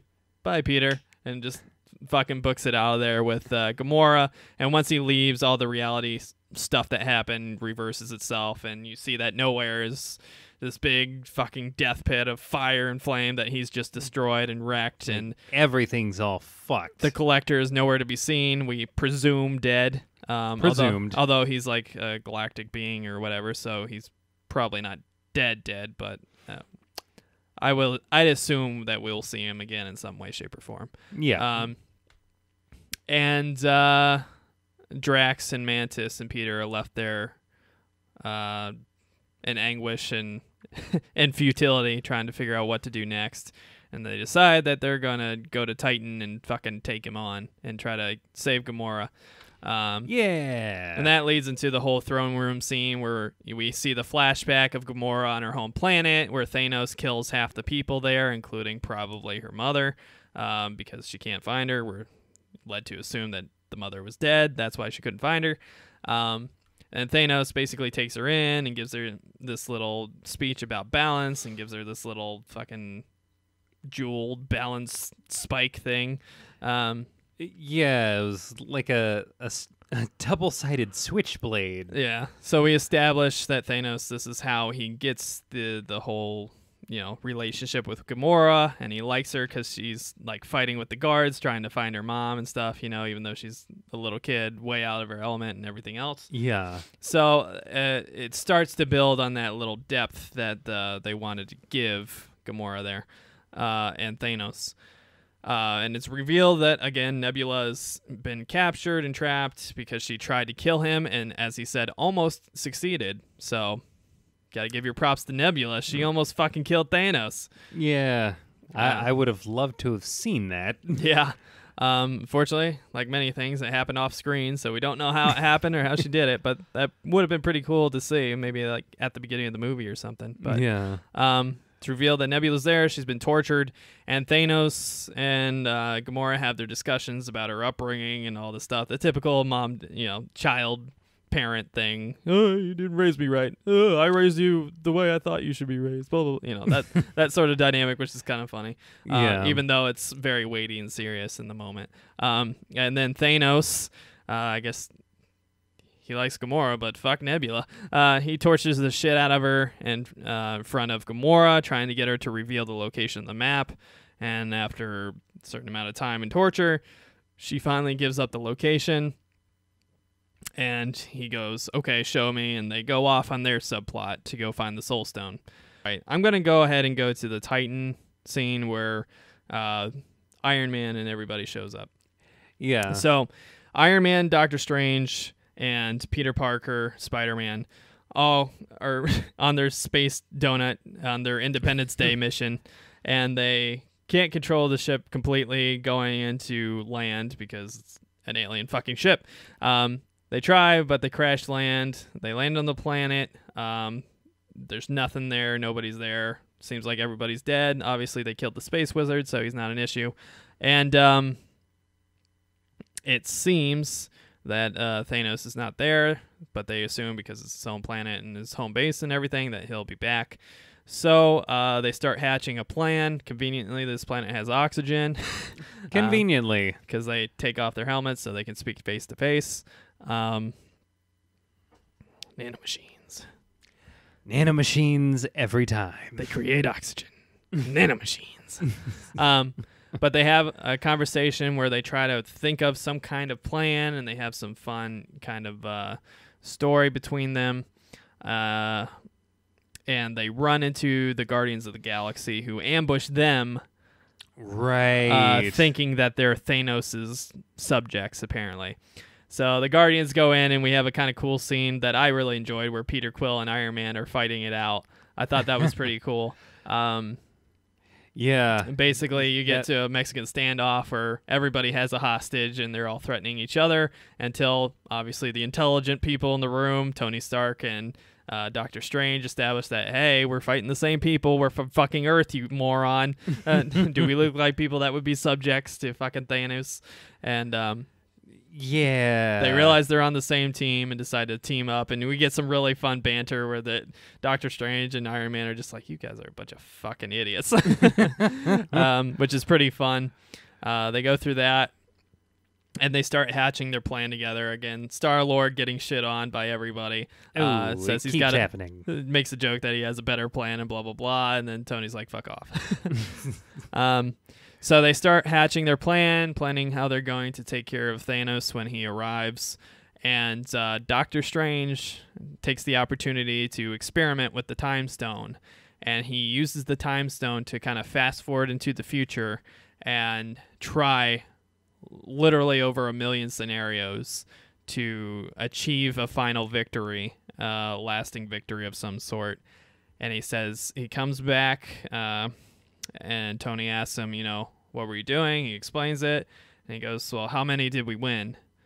And he goes, 1 out of 1 million and something scenarios. I'm pretty sure it was like 14 million, and then blah, blah, blah, blah, blah, blah, blah. Yeah, it was some large number. Okay, that's all you need to know. Yeah. An absurdly large number, and out of that many times, only 1 means that they survive. And also, I don't understand how he tracks how many. Like, I'm pretty sure you wouldn't remember that many. But, to each Magic. their own. To each their own. But he says there's only one way that we can execute this and possibly win. And from that point forward, it's pretty much established that something big is going to happen, and Doctor Strange knows it, but he's obviously not going to divulge everything because he has to make sure everybody does what they would have done. Assuming all things being equal, nothing else changed, So that adds a really cool dynamic, and it sets up for a premise that even if it seems final, it may not be final, because there's still a chance, because Doctor Strange set the one opportunity in motion. I thought that was really fun and really clever, and once they showed him like meditating in the corner, I knew exactly what they were doing. I'm like, he's going in the future. I know it. He's testing scenarios and running simulations. I mean, he had the Time Stone. What the hell else was he going to do with that? Maybe just go to where the stones used to be and reverse time and gather them all. I don't know. Maybe go to the forge, reverse time, and just take it away so he never makes the fucking gauntlet. We need to have a movie. There are solutions here. Here you are trying to come up with easy solutions. That's the problem with time shenanigans. There's always some kind of very obvious answer to everything that is completely ignored, because otherwise there wouldn't be a movie. Yes. This is true in every kind of time simulated movie. You're not wrong. But it's more entertaining this way, so this is the way we got. Again, I don't understand why he didn't just open a portal, take off his arm like he did the fucking, minion with the gauntlet inside, and just put it in a pocket dimension like he sent, I think it was Thor or Loki. Loki. He put Loki in a pocket dimension where he just fell indefinitely. Just put the fucking arm with the gauntlet in that indefinite loop. We need a movie. Problem solved. But apparently that was one scenario that wouldn't work. Or it was one of several million scenarios that he didn't think of. Because we need a movie. But again, minor gripes. Brain in the backseat for a moment. Enjoyed it still. But basically they hatched this plan that they're going to ambush him or whatever. And they're going to follow Doctor Strange's projected scenario, however it plays out.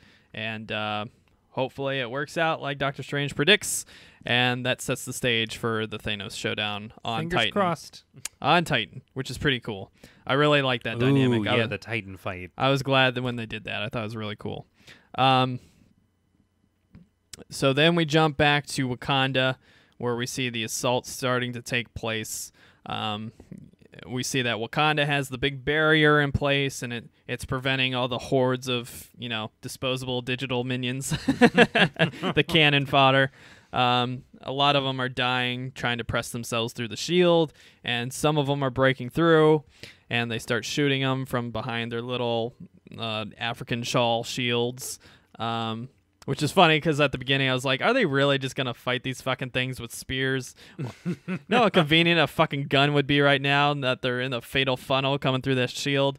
And they start shooting them. I was like, hey, they took my logical decision. But then they completely shit that out later on. So the little minions start trying to run around the perimeter to come in the other side where there isn't a standing army to shoot them. And they say, well, if they get around, we're not going to be able to protect the entire dome of Wakanda, and they're going to break in and attack Vision from the rear. So they go, well, we got to prevent that. And T'Challa decides that he's going to open a very small portion of the shield, so they stop trying to go around it and start funneling in through that small portion. And that's when everybody more or less says their prayers and fucking gets ready to do some dirty work. Yeah, because at this point we're getting into what is the final battle. Yeah. So he opens the little portal, and now this part doesn't make any sense to me, which is kind of consistent with the whole big battle scenes and Black Panther in this movie. Yeah. They stop using the guns. They're still like hundreds of yards away. They stop using the guns and the shields where you could just pack them into a spot and shoot the fuck out of them. And they charge in with their fucking spears. I know why they did that. I know exactly why they did that. Because they wanted to have a race between T'Challa and Captain America? That's one reason. Which was one of my favorite parts of the film. I loved that scene. Seeing T'Challa running way ahead of everybody, and then Captain America fucking booking it up behind him to catch and runs past him into the fight. I thought that was amazing. Yeah, because we're super soldier dudes, which means we run real fucking fast. But you know who wasn't running that fucking fast? Bucky, who supposedly has his own super soldier serum. Well, that slow-ass motherfucker was way in the back. Yes, using his limited ammo. Fucking Bucky's useless in this movie. I mean, yeah. He's really useless. So basically, they charge into battle. There's some cool battle scenes. We see, like, Black Widow and, what's her name? Black Widow, Scarlet Witch, Bald head woman. Okoye. We see Okoye kicking ass and taking names. And then the female minion comes in and starts fucking them up a little bit. The minions start kind of overrunning them a little bit down the road there.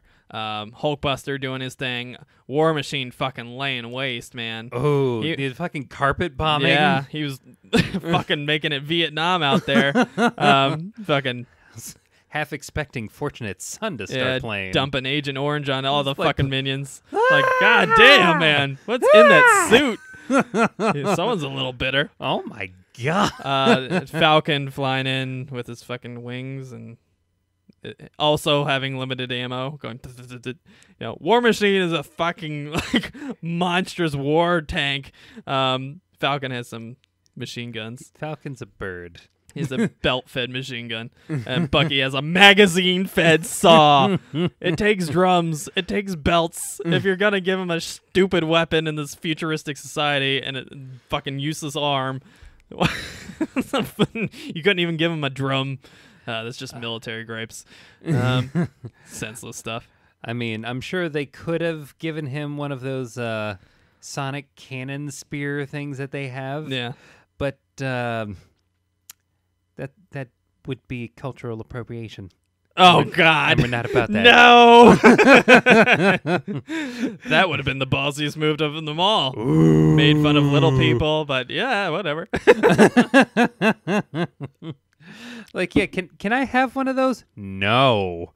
So yeah, they charge into battle. They're fighting all the fucking cannon fodder. Female minion comes in, starts wrecking shop. The big brute is there, wrecking shop, doing his thing, and it flashes over to Vision and his sister, T'Challa's sister, and the assassin gremlin-looking goblin minion. He kind of looks like a Skrull, to be honest. He does, kind of. He looked a lot like a Skrull. He comes in, starts killing all the bodyguards or whatever, and basically Vision and the goblin guy are smashed through the window and fall down. The sister, I don't know if we see or hear from her again after the big death event, but she could be dead. She could be alive. Probably alive because they want to make more movies, but yeah. It's highly unlikely that she's dead, but we honestly don't know. Yeah, that's basically where the last time we see her. She fails to separate the stone from his head before they get attacked, and he's thrown out the window or whatever. And then there's like a sub area of just like forest where some more one-on-one battles start to happen. But things look pretty dire at that point. And we flash over to the kind of ambush scene about then, right? On Titan. Yes. So on Titan, Thanos shows up. He's on the planet. Tony Stark, I think, starts things, right? He basically smashes a big tower on his head. He does that right after Doctor Strange is That's basically right. baiting him Yeah. into like coming for the stone. Doctor Strange baits him into some conversation, talking, "Oh, I'm the Sorcerer Supreme. You shouldn't have challenged me." Blah blah blah. You know, doing his thing, and then does something really stupid, which he says "we," which gives we? Thanos a head start and embracing himself. What? And then that's when Tony Stark smashes the tower on his head, and then everybody comes in and starts going to work. And basically, the whole protocol seems to be like try to pin the arm down, cover up the stones with webbing or your nanomachines or your magic, from Doctor Strange. Because the stones totally need air Yeah. or to be able to see. Or throw some grenades at him so he's distracted and blinded or whatever you got to do to try to prevent him from being able to use the stones. So it's more or less a brawl with like preventative measures on the stones. It was very cool. It was one of my favorite parts of the movie. I thought it was awesome. I really enjoyed it. It had a lot of team ups going on in there. Again, could have just stopped things altogether if you just arm gone. Again, we need a movie. Yeah, we need a movie. That's what that is real Hollywood movie. Next question. I am the Sorcerer Supreme. Oh no! Have you ever danced in the Pale Sanctum Sanctorum? I have. Oh, hi, Tony.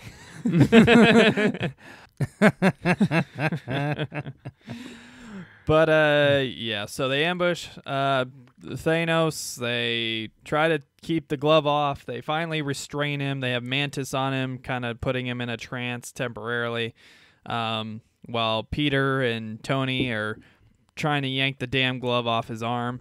And they're getting pretty close. And Peter Quill starts asking him questions, because he wants to find Gamora, obviously, who is... We forgot to talk about that scene, didn't we? Ooh, let's maybe... Spoiler for our review. Yeah. Spoiler. So we're going to use the Eye of Agamotto to go back in time a little bit. Early in the movie. I knew we were going to mix something up. So prior to this is the scene where Thanos goes to where the map led Gamora to this little mountain top on this weird planet. They go up to the top, and there's this ghastly figure up in front of them. And the ghastly figure is soon revealed to be this kind of weird, like, spiritual form of Red Skull, who has been ordained by the Infinity Stones as the protector and guide for the Soul Stone. Yeah, this And was quite the reveal. this was It was not only was it a deep cut, but it was very random. Yeah. It's like, of all the things we could have highlighted, let's go all the way back to Captain America First Avenger and figure out what the hell happened to Red Skull after he basically, so that's where he went. yeah, like he did this weird, like, I'm being pulled into space type deal. Mm-hmm. And then it's 10 years later. Which makes me wonder that now he knows that all these, like, supernatural beings exist and all of these space aliens exist. Does he still believe that Aryans are the master race? Yes. Do not question his genius. Because there's a lot of evidence to the contrary out there. Ooh. Just thought I'd point that out. Maybe. Maybe the big purple guy who is basically a god will convince him otherwise. But then again, maybe the nigh invulnerable raiding god, blue-eyed and blonde-haired. Oh, excuse me. Blue-eyed, blonde-haired. The Aryan archetype in Thor. Right. See, maybe is contrary to this. now, yeah. Here's the thing with that. There are aliens that are very powerful. It is hard for me to reorganize Mein Kampf in the database when the aliens are threatening to destroy our planet for our inferiority. Ooh, yeah, about that. So yeah, Red Skull leads Thanos and Gamora to this platform where he explains that the Soul Stone, in order for its power to be fully understood, demands a sacrifice to be revealed to the person trying to possess it. And he says that essentially, in order to possess it, you must sacrifice somebody you love so you understand what is the core power of the Soul Stone, which I'm guessing is just to remove life. Yeah. So, in this moment of kind of plot convenience, but also kind of interesting because it adds more of a dynamic to Thanos. Because now, now you have concrete proof that he isn't completely the monster you think he is. Maybe a little crazy. Maybe he has a terrible plan. But he does love somebody, and that would be his adopted daughter. He does have loving feelings for her, because if he didn't, it wouldn't have worked. And you see him kind of hesitate and cry, and he finally comes to terms with it, drags her to the ledge, and throws her over to her death. This is actually the point in which I had a bit of a minor gripe. Do tell. So, according to Red Skull, in order to... 9! In order to activate the Soul Stone, the Soul Stone requires sacrifice. And for that sacrifice to be like you give... Yeah, for that sacrifice to be like giving over someone that you love, and then turning around over to Gamora and just saying like, yeah, it's gonna be you. Like you're the one. You're the only one. Which it's kind of one of those things where like throughout this movie, obvious death flags are obvious. Yeah, I completely agree with you. Yeah, I had that same feeling. The worst part was when she goes on this big, long rant about how he's now being punished because he loves nobody, because he's a monster, blah, blah, blah, blah, blah. I'm like, could it not be any more clear? It was almost as awkward as Han Solo walking onto the platform. And on Force Awakens, when Han Solo's walking on the big fucking slender platform towards Kylo Ren over this big pit, which is always a sign that somebody important's about to die. Oh, if there's yeah. a big pit to dispose of the body, someone's gonna die. And it was that obvious, and conveniently had a devil's anus to dump the body. Oh, no. While I understand the route that they went, the gripe that I had with the Soul Stone is like relies completely on you feeling like this is the case. Yeah. As opposed to whether or not like it really was the case. Sure. It just seemed like of all the convenient things that happened in this movie, of which there were a few, this one seemed the most convenient.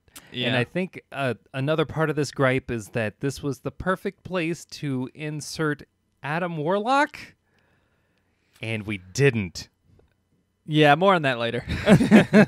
But yeah, of all the scenes, that one seemed like the most unnecessary. Yeah. Because up to this point, we didn't have a concrete location or position of the Soul Stone, and we really didn't have to add the whole Red Skull subplot. We didn't really have to add the whole, subplot. I mean, it added a little depth, which I did appreciate, especially later in the movie, after the big climax. But yeah, it was very, very, very convenient that she happened to be there with him, and that she, he insisted that she guide him, even though he had the map. And she told him exactly where to go, even though she knows he can't trust her, yeah. It was very convenient for sure. But I think when it was done, my brain took its place in the backseat, like many other conveniences in this movie, and I don't think I hate it as much as I want to.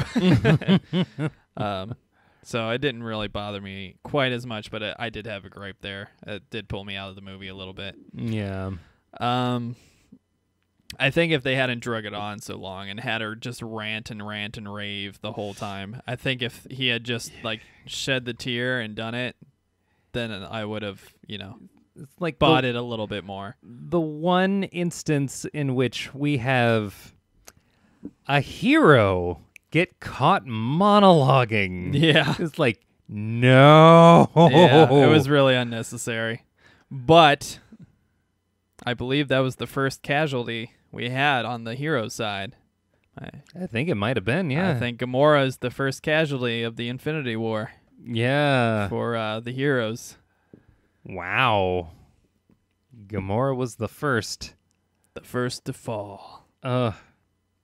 So now, fast forward back to where we were. In the ambush scene on Titan, they finally get him restrained. Peter Quill starts grilling him for some reason, which this is another thing that was convenient, but I thought completely unnecessary, especially when you have a guy that can shoot webbing and restrain somebody very easily, very quickly, right next to him. But basically, Peter and Tony are trying to get this glove off. For some reason, it's held on with fucking stucco.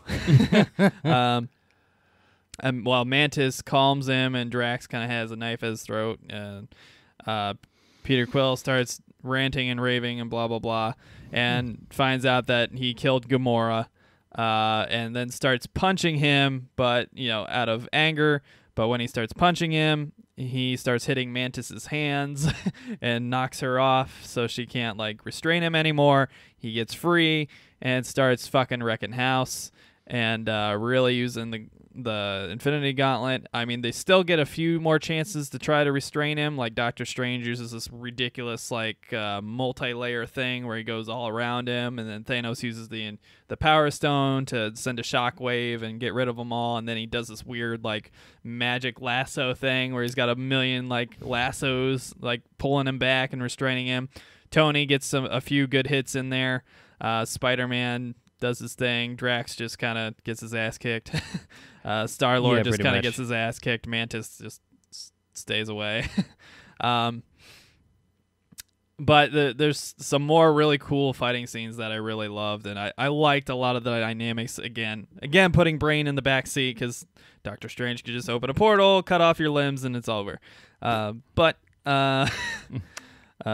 Yeah, we still need a movie. Convenient plot devices aside. it was really fun and exciting, and it basically crescendos with everybody pretty much taken down. Tony's nanomachines can't keep up with the amount of damage he's taking on himself. Everybody's pretty much incapacitated, including the cape. Oh, that poor cape of the cloak of levitation. Yeah. Tony gets a nice moment because he actually, gets a real good hit on him and makes him bleed. All for that for one drop of blood, which wouldn't have happened if you wore your fucking helmet, you stupid CG purple scrotum. But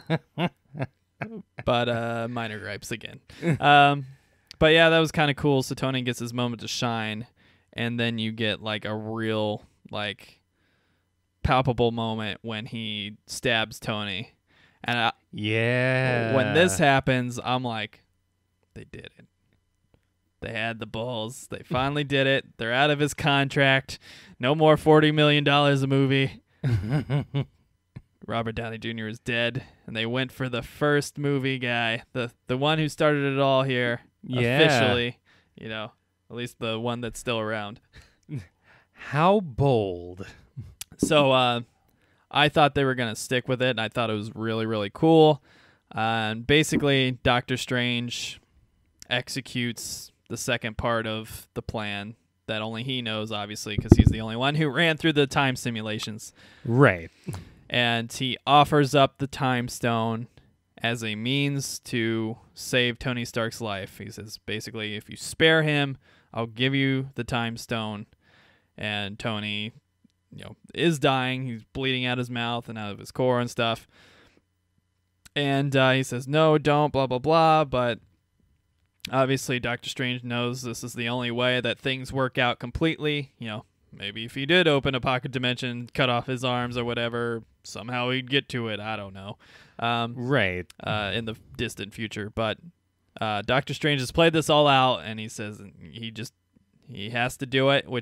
And I thought this was a great moment because he had established after the saving scene from Space Wizard that he was going to prioritize the stone over everything else. He wasn't going to release the charm from it so Thanos could, take it. He was going to do everything in his power to make sure Thanos could not touch that stone. But there must have been some kind of way in those scenarios that he got a hold of that stone. So it was really cool to see him knowingly sacrifice himself.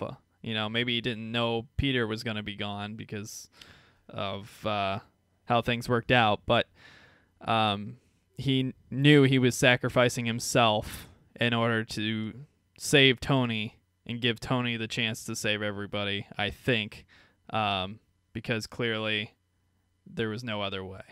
I thought that was a really cool character moment for Doctor Strange, and kind of a selfless moment where he actually went against everything he had declared so stubbornly. And it's a character moment. It's a really cool character moment where you get to see him like, I know I said something really fucking dickish earlier today because I think I kind of hate you, but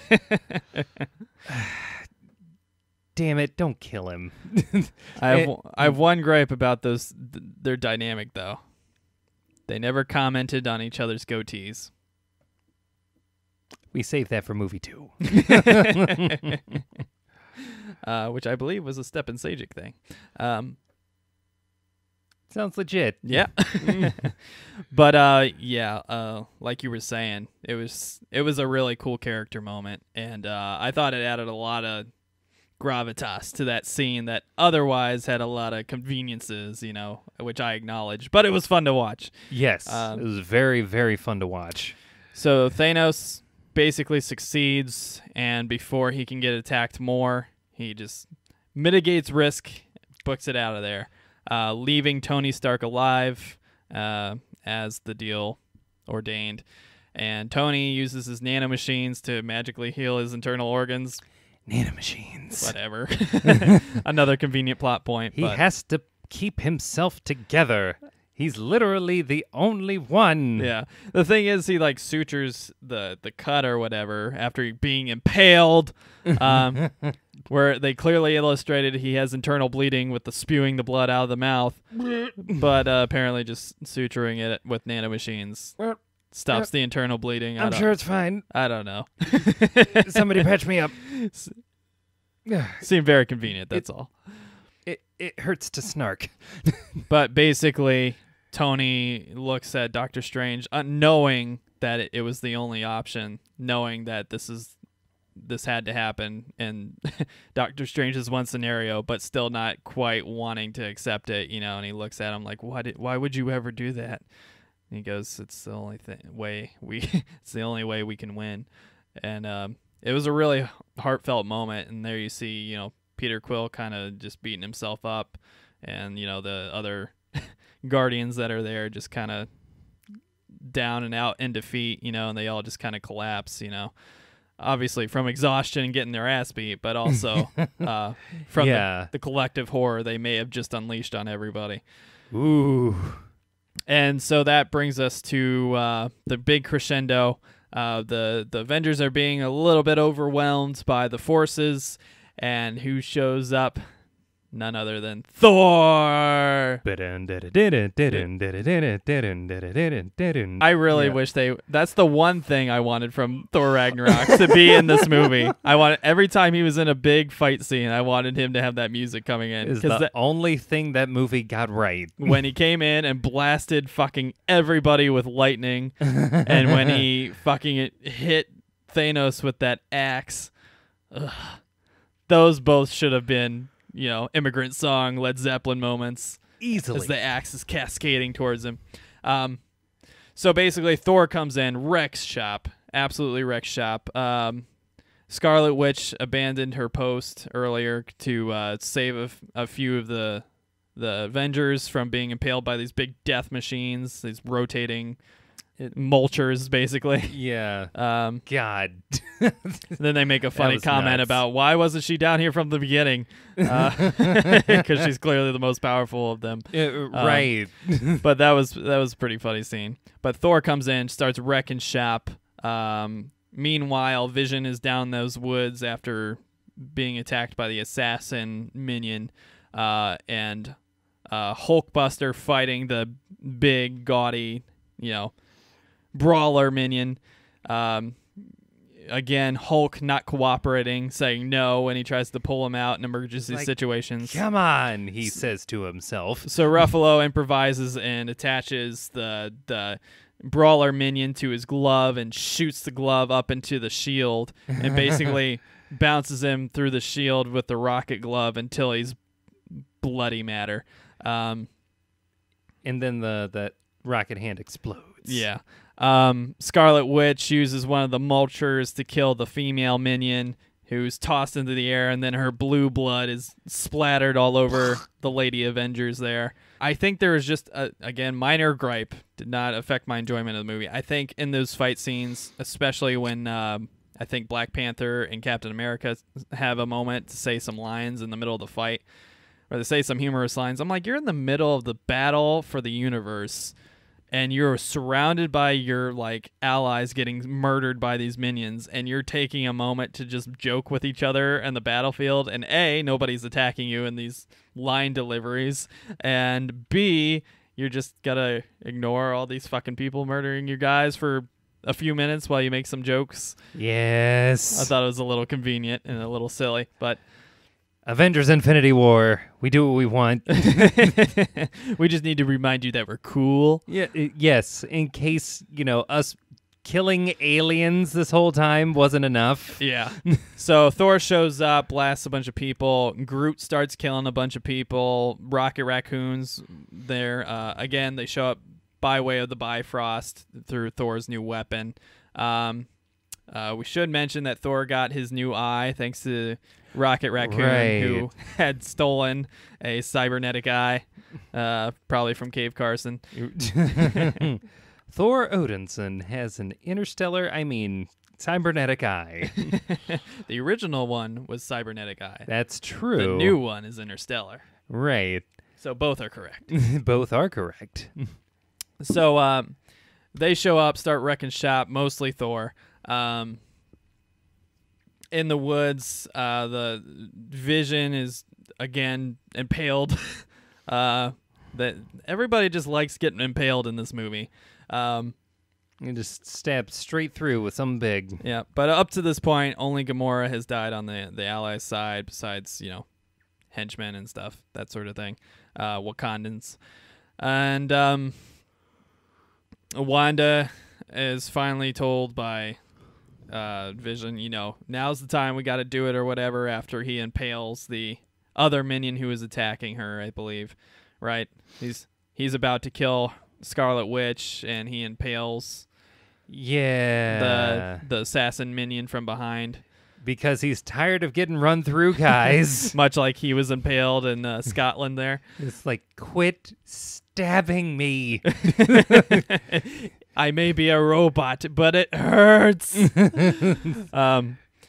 But yeah, it's pretty touching moment. They have their moment. Vision's clearly damaged. I think it's very convenient through this entire movie that he forgets he has this fucking head laser from Age of Ultron, which would have killed pretty much each of the people that attacked him throughout this movie, especially the one that impaled him and was standing right here in front of him, trying to pry it out of his head. But I guess he doesn't have the head laser power anymore. I think there might have been some kind of disconnect with, the operation actually meant to physically disconnect from that. With that said, yeah, it was still on his head. He should have still there in Scotland. Yeah, they hadn't pried it off yet. Yeah, they still no excuse in Scotland. He still should have been able to use it. Yep, use it or lose it, pal. Apparently, you lost it. Oh, so yeah, that's when the big bad finally shows up. Thanos shows up just when everybody's starting to feel like we can win this, and everybody feels it. Everybody just all in goes and assaults him, trying to stop him from getting Vision's stone before Scarlet Witch can destroy it using her powers. It was cool seeing everybody do their thing, trying to get to Thanos. But again, Thanos has all but one of the stones at this point, and he is just not going to deal with your shit. It's not even a little. It was... I think the biggest scene or the biggest exchange in that whole let's throw all of the heroes against him was Captain America, showing up and getting maybe one or two hits in, but then it just comes down to Thanos just crushing him or attempting to crush him, and Steve's just going See, that's the one thing that pulled me out of that scene just a little bit, because they completely did it for the comic book callback. Because it's an iconic scene where Captain America stands up to him, somehow succeeds in getting a punch on him and holding his glove back, from this Titan with all the Infinity Stones before he ultimately gets fucking wrecked. And that's what happens.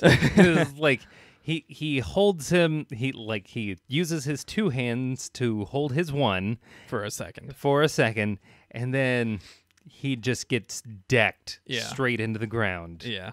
He's nothing. I like that. I was like, okay, I know it's fan servicey, but every other interaction, including his own prior interactions in this fight scene, he just used the Power Stone to blast everybody away. And for some reason, this one, he's like, I'll let him get some punches in and push him back. It was completely unnecessary. It was there's something about this guy. Yeah. I'm sorry, it's Chris Evans. I kind of have to make a big deal of this one. But yeah, everybody's in on it except for Thor at this point. Rhodey blasts him with a bunch of stuff, doesn't do anything because he just blasts him away. Falcon blasts him with his little machine guns, doesn't do anything, blasts him away. Hulk in his Hulkbuster armor tries to do some stuff, but his arm's missing and he can't really do fucking anything. I think Rocket sends some munitions his way, doesn't do anything. Groot tries to attack him and he throws Groot off like it's nothing. really everybody. I guess Black Widow probably did some stuff. I guess Bucky probably shot some stuff at him. I don't remember seeing it. I don't think they would have done much anyway. Yeah, I'm pretty sure for them, like the stones were used to toss them to the side. Yeah. So everybody is in on it, trying to delay him so Scarlet Witch can destroy the stone. And even Scarlet Witch herself is trying to push him back with her other arm, trying to push him back while she murders her boyfriend to destroy the stone. Oh, yeah. Which is a pretty cool moment, like a pretty heartfelt, heavy moment. And she succeeds. They delay him just enough for her to destroy the stone right in front of him. And you think, wow, they managed it. There's a big explosion, and Vision is just blasted to nothing. And Thanos goes, oh, that's cute, and uses the time stone to reverse time back to before she had blown up the stone. And then commences smacking her out of the way, taking the stone out of his head. Violently, busting his head into pieces and leaving him inoperable. He turns gray and dies, which is our second casualty of the Infinity War. Yeah. Surprisingly, it took this long, but yeah. Second casualty of the Infinity War is Vision. Equips the stone. Everybody's like, fuck. And anybody that charges at him, he blasts them away. One more time, has some words with Scarlet Witch, oh, I understand, blah, blah, blah, what it means to lose a loved one, blah, blah, blah, And I think he kind of is reminded of Gamora because of the red hair and stuff. Right. As he leans down and touches her on the head when she's not facing him, which makes me think he's seeing Gamora on the ground, maybe having a little bit of guilt in his conscience, maybe. Yeah. And that's when Immigrant Song comes in. And Thor, in full Raiden mode, throws the Stormbreaker at him while Thanos blasts it with basically all the Infinity Stones. Yeah. And it doesn't fucking matter.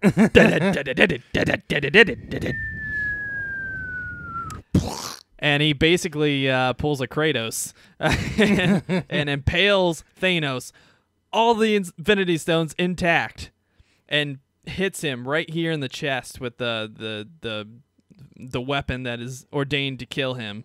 Yeah. And he flies in a full rage, full lightning effect, inbound, and starts pressing it into him, trying to kill him. And Thanos, amidst all the suffering and the potential death woes, leans down and grumbles, and Thor's like, this is what you deserve, blah blah blah, yeah, that sort of thing. Revenge speak, typical revenge speak, of course. And again, Thor is way OP in this movie. How is he not killing Thanos? Thanos has basically had his heart chopped in half, assuming he has a heart in a similar place. Yeah. But he says a good line that I was thinking before he said it, and I was like, yeah. He goes, you should have aimed for the head. And that's when he snaps his fingers, and you get the kind of quick explosion. The glove looks like it's been damaged, and he goes into a portal, seemingly healed at that immediate moment, and he's gone.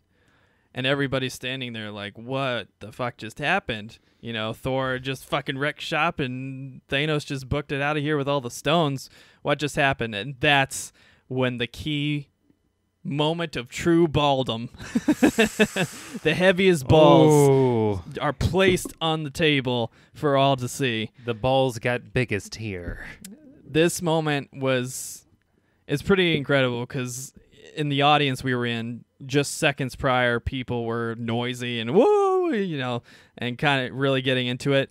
Not a fucking word was spoken when this happens, after he snaps his fingers. As you realize Thanos has succeeded, and it cuts to, one by one, Avengers and a bunch of the people and the armies and several I'd say about half of the people basically turning into fucking dust, and no music or anything. The first one to go is Bucky. Bucky stumbles forward to Captain as he's trying to pick himself up off the ground, and he goes, I think something's wrong. And that's when his arm starts to dissipate, and all of Bucky just crumbles into ash and collapses on the ground.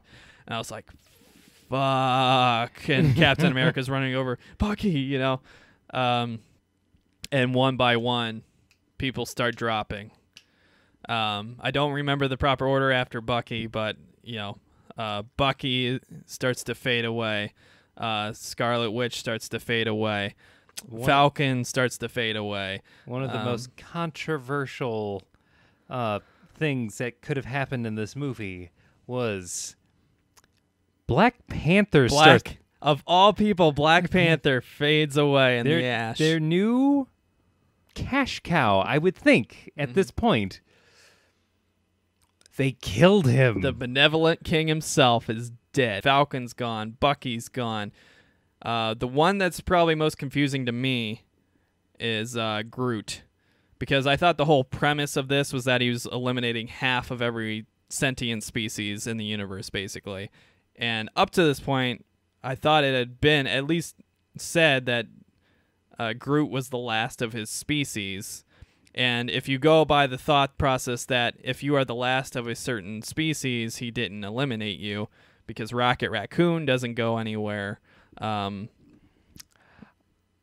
think that opens up the question, why are you guys giving me a reason to go back and watch Guardians of the Galaxy, the first movie, just to check whether or not he was stated to be I'm pretty sure they said it, because one. Rocket Raccoon talks about how he was the only one left. And that he saved him, basically, because he felt connected to him, because he is one of a kind himself. The fact that I don't remember that just goes to show you that, one, I don't pay nearly as much attention as I thought. Two, wow, guys, like, either you guys really fucked up on the killing off the half of everything, or there's another Groot. Or there's another Groot. Yeah. There's got to be. So that was just my thought process, because, you know, Thor is the last Asgardian that we know of, and he's alive. Obviously, Rocket Raccoon is one of a kind, and he's alive. But Groot, for some reason, is one of the people that is killed on the team.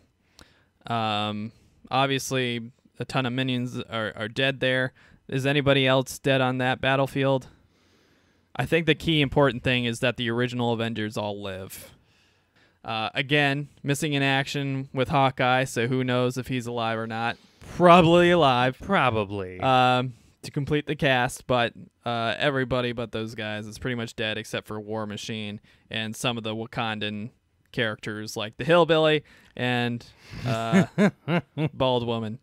Can't pronounce her name. What is it? Okoye. Okoye. I can't remember. You've said it so many times, I still can't remember it. I know it starts with O, and that's all I know. It's Let me show you my O face. Oh. Okoye.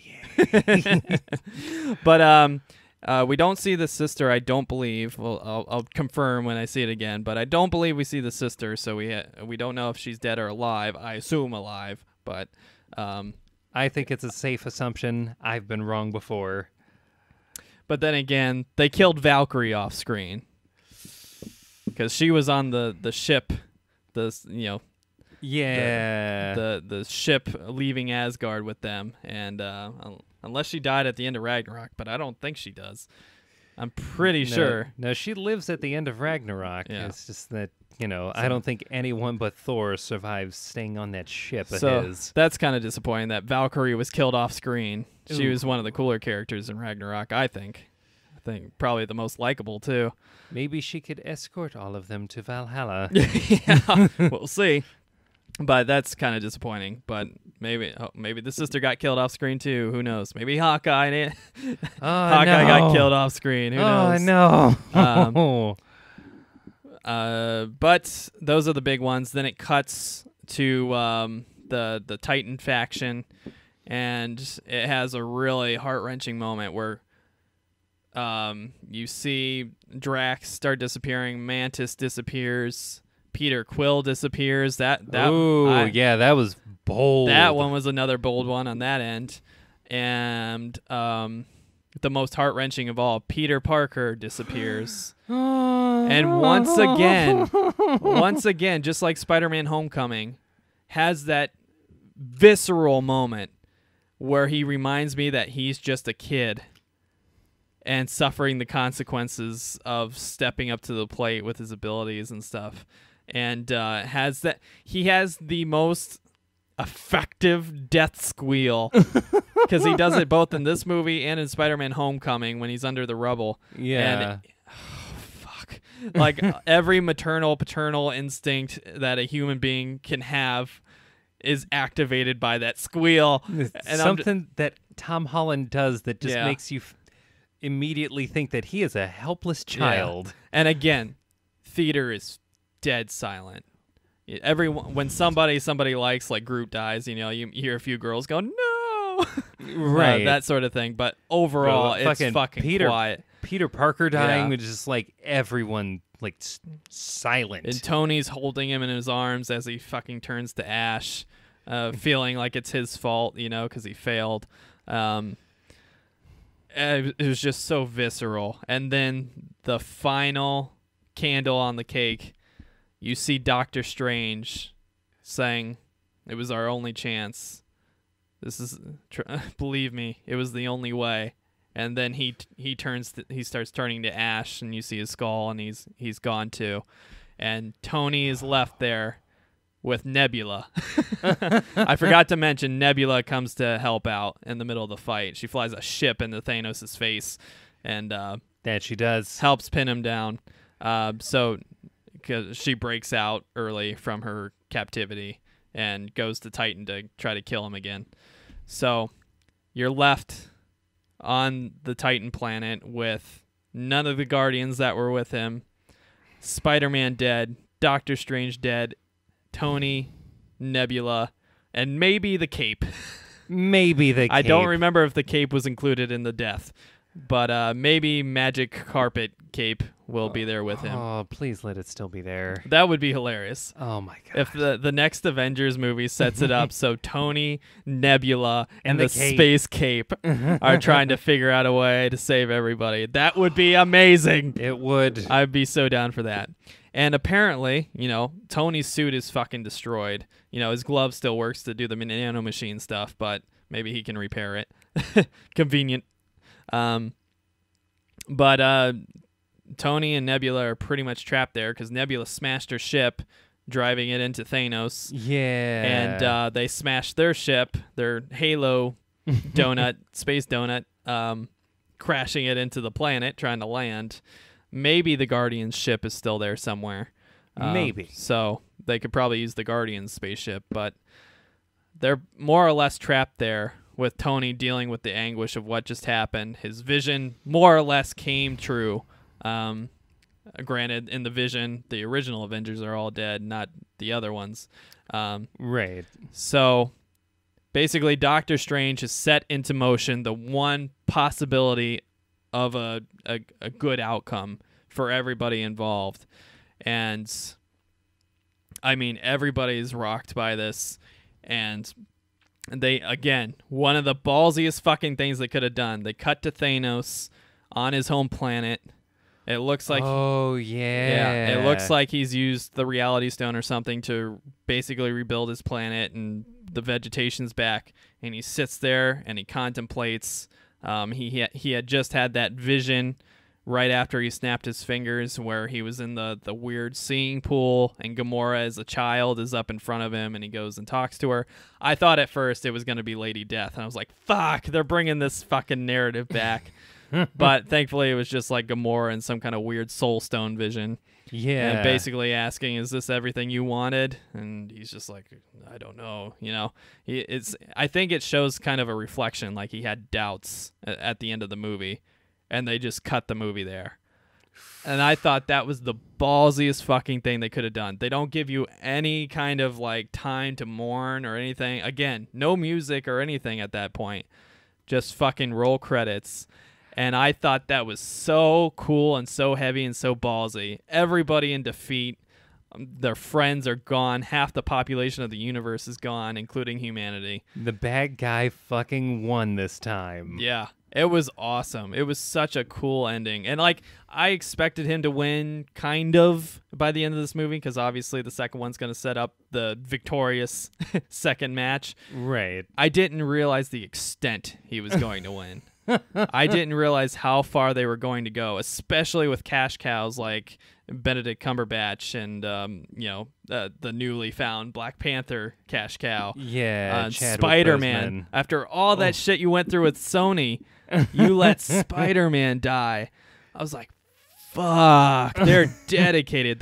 They killed all the Guardians of the Galaxy except for Rocket and kind of Nebula. I was like, fuck, which I think gives a good potential for Ravagers to step on in. Now Sylvester Stallone's crew is going to step in and avenge Quill. Right. That is definitely a route that they could take with that. Possibility there. Which would be... Bring the original Guardians in. That would be nuts. That would be really nuts. Oh, my God. But I am 100% down. An Expendables type, like Guardians film with Sylvester Stallone leading the cast there. Yeah, that would be so epic. It's like him, Ving Rhames, and I think Michelle Yeoh from Crouching Tiger, Hidden Dragon. Yeah.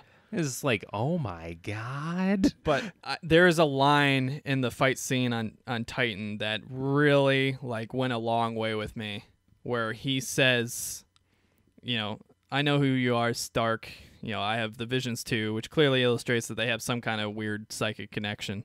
And he says to Tony, you fought valiantly here today, that you are a man of worth respect, blah, blah, blah. He says, when half of humanity is exterminated, I hope the other half remember you. And that's when he stabs him. I thought that was such a cool fucking scene. Oh, like, my God, yeah. He gives the other Avengers some time of day. Like Peter Quill, he's like, I like him. With Peter Quill, he kind of has that moment with Captain America. Obviously, Thor fucking... almost kills him. So obviously there's something going on there. Yeah, and that was Thor's round 2. Yeah. Which the entire thing for Thor going into that fight was that no one wins a second match against me. Shit. Should have aimed for the head. He's like Batman, you fool. Helmet probably would have helped though. Ooh. Again with the helmet. Just saying. But yeah, I thought that was an awesome moment where it just acknowledges, not only Tony's brilliance and determination, but, his stance in all of this, this entire war. Tony might be the one thing that can reverse all of this based on Doctor Strange's actions, based on the fact that he's the one having the visions in the original Avengers. I just thought it was really cool and really heavy. And then the credits roll after the Thanos contemplation scene and everybody's fucking gone.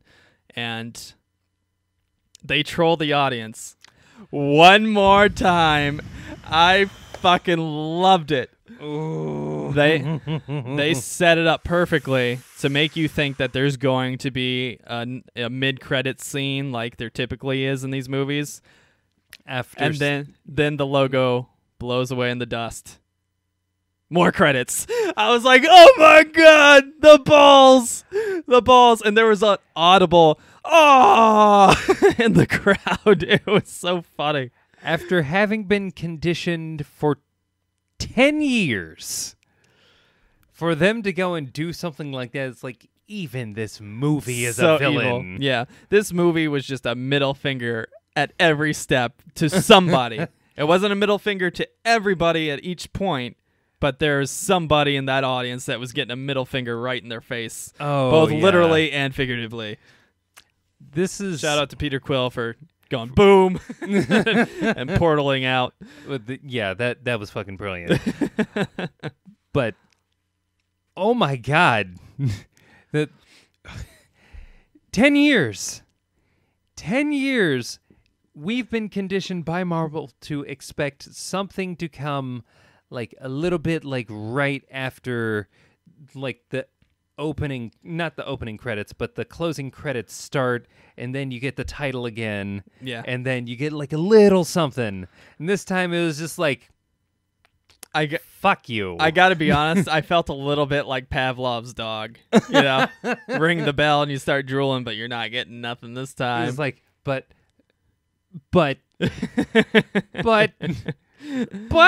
yeah. So where's my Altoid? But the Office reference. Yep. But then we do get our final end credits scene where you see that Fury is alive with his other agent. I don't know her name. Maria Hill. And you see the beginning of the Infinity War event where he snaps his fingers, and you see a helicopter spiraling out of the sky because the guy inside is presumably dead. Nick Fury sees a car crash in front of him, which makes them stop their car, and they go to open the door, and it's just a pile of ash. The guy's gone. So you're seeing the extermination events effects, on a planet-wide scale, kind of. And then you see Nick Fury turn to the other agent, and she starts turning into ash, and he starts calling in, as you would think, to what remnants are left of S.H.I.E.L.D., says this is code red, activate it, all protocols, blah, blah, blah. And he goes to his bag in the back of the car, pulls out a little pager device, like some really messed up pager. Very tweaked, I'm assuming, for interstellar communication, and presses the alert button on it. And then as he's pressing it, he starts seeing his hand fade. And just as he's about to fade away, he goes, motherfucker. And I was like, they did it. They let him say motherfucker. They let Samuel L. Jackson. Cut half of it, but they let Samuel L. Jackson say motherfucker in a Marvel movie. I loved it. Like, ooh. And then, obviously, the pager falls to the ground, and you see the logo of Captain Marvel pop up on it, setting up for the next Marvel, after Ant-Man, the next Marvel movie. Now, this I saw coming like a mile away. Yeah. It was like the second that I realized that we're seeing Nick Fury in a car, like, I immediately knew, like, there's already been footage, like, connecting him to a Captain Marvel movie. Yeah, we already know he's in it. Yeah. So, like, once the pager beeped and, like, showed the very famous, like, red and blue with the star in the middle is like, yep, this is happening. Yeah. So I thought that was an awesome scene. I thought it was really cool. Just to add a little bit more context to the world, the effect on the world, because we only saw kind of Wakanda and then the group on Titan, but this like gave a full perspective. I think it would have been even cooler if they kind of went out to like the Ravager ship and they show like a few of the Ravagers fading away, Yeah. Characters that we've seen in past adventures, starting to fade away, at least the ones that were left. Right. So yeah, we have some pretty huge ball busting casualties in this movie. Ooh, yeah. We have two people that are just completely out of the action, in Ant-Man and Hawkeye. Obviously, Valkyrie is out of action, but we assume that she was included in the deaths on the Asgardian ship. Yeah. Which kind of sucks because, again, I really liked her character. I think the one thing to take away from this movie is the Russo brothers did not like Thor Ragnarok, and they did everything in their power to kind of eliminate everything that happened in Thor Ragnarok. Such as giving him an eye. Giving him an eye. I'm just repeating what you said. Yeah. Keep going. Giving him a hammer. Giving him a hammer.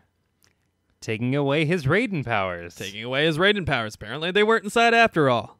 Needed a Raiden hammer. And last but not least, for this movie, They gave him his fucking cape back. And the cape has returned. Oh my god. This is like the only thing left is his hair. Yeah. Literally the only thing left. Hair's coming back in the next movie. Oh my god, yeah.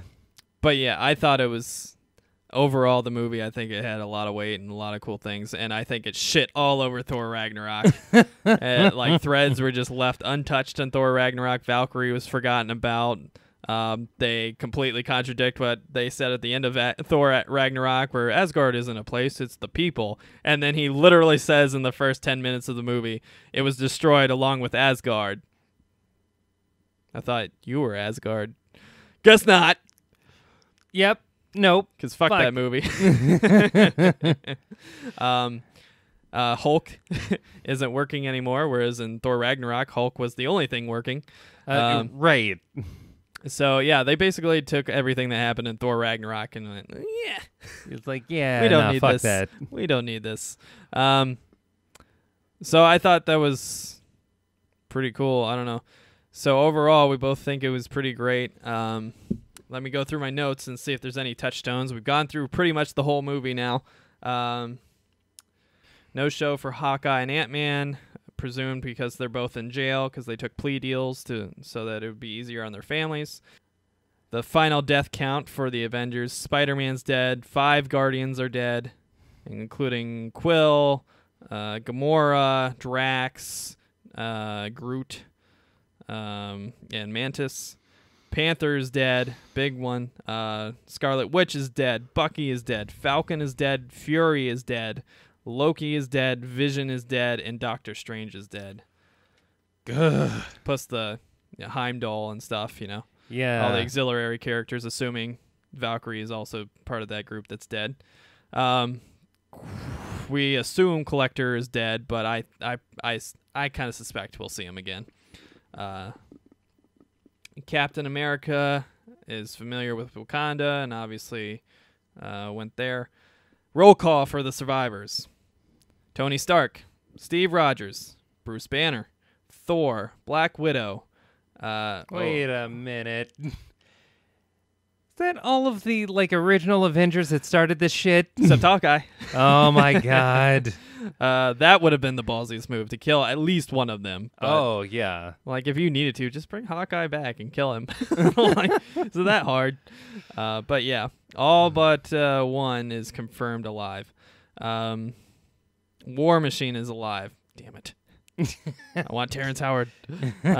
You want him so bad. We assume Wong is alive, but because he's not given a death scene, but who knows? Maybe he's dead off camera like Valkyrie. Yeah. We assume the sister of Black Panther is alive. The King Protector is alive. The hillbilly, hillbilly Wakandan is alive. And you kind of wonder if there's going to be kind of a fight for the throne now in the aftermath. It's possible. With the power vacuum there. Rocket is alive. Nebula is alive. And we assume Captain Marvel is alive, although the Captain Marvel movie is supposed to be set in the 90s and a prequel. So, right. Big thing, Warlock is never addressed.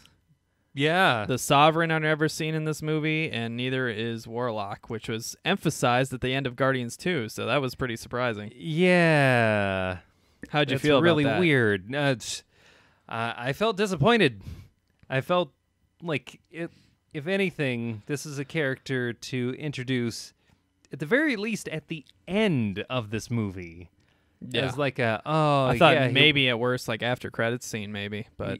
Yeah, I would have thought not even mentioned. The way to introduce him would have been an after credits thing, which would have been very reminiscent of the first Avengers movie. Yeah. So that was a big surprise, especially since you in particular yeah, were angry at fans for not thinking the Soul Stone was with him. Guess who's eating crow tonight? Son of a bitch! But I also thought that too, so you're not alone. Thanos actually has a motivation I can enjoy and comprehend. His motivation in this movie being that he witnessed his civilization collapse because of resource constraints and overpopulation. And his solution was to kill half of the population of the rest of the sentient life to try to save the universe from itself and all sentient life from overextending itself. Again, convenient plot point when you could probably just use that same Infinity Stone with unlimited potential to just create enough resources and space for fucking everybody without murdering them all. But I digress. Again, brain in the backseat for a few things, but it makes the movie really enjoyable if you can do that for the small, minor conveniences. Of course, as you emphasized, he's not called the Sane Titan. Right. This is the Mad Titan. So, assuming he's mentally ill, okay, it makes a little more sense. Big takeaway, Thanos wins. I think we expected this to some kind of extent, but I don't think quite to this extent, where not only does he win, but everything he wanted is achieved. Like, nothing stops him. Nothing is spared. Everything he wanted was achieved. Like, one person came close to killing him and still just didn't manage it. Usually in these kind of setup movies, something happens where it's like, oh, there's hope, or maybe he got restrained a little bit. Maybe one of the stones got destroyed in time, that sort of thing. Nope. They went full balls deep and put up the middle fingers to the audience and said, no, he won. And they don't even let you, see the results beyond the immediate action. And they just leave you with that immediate crushing impression, which is really cool and I think done really well.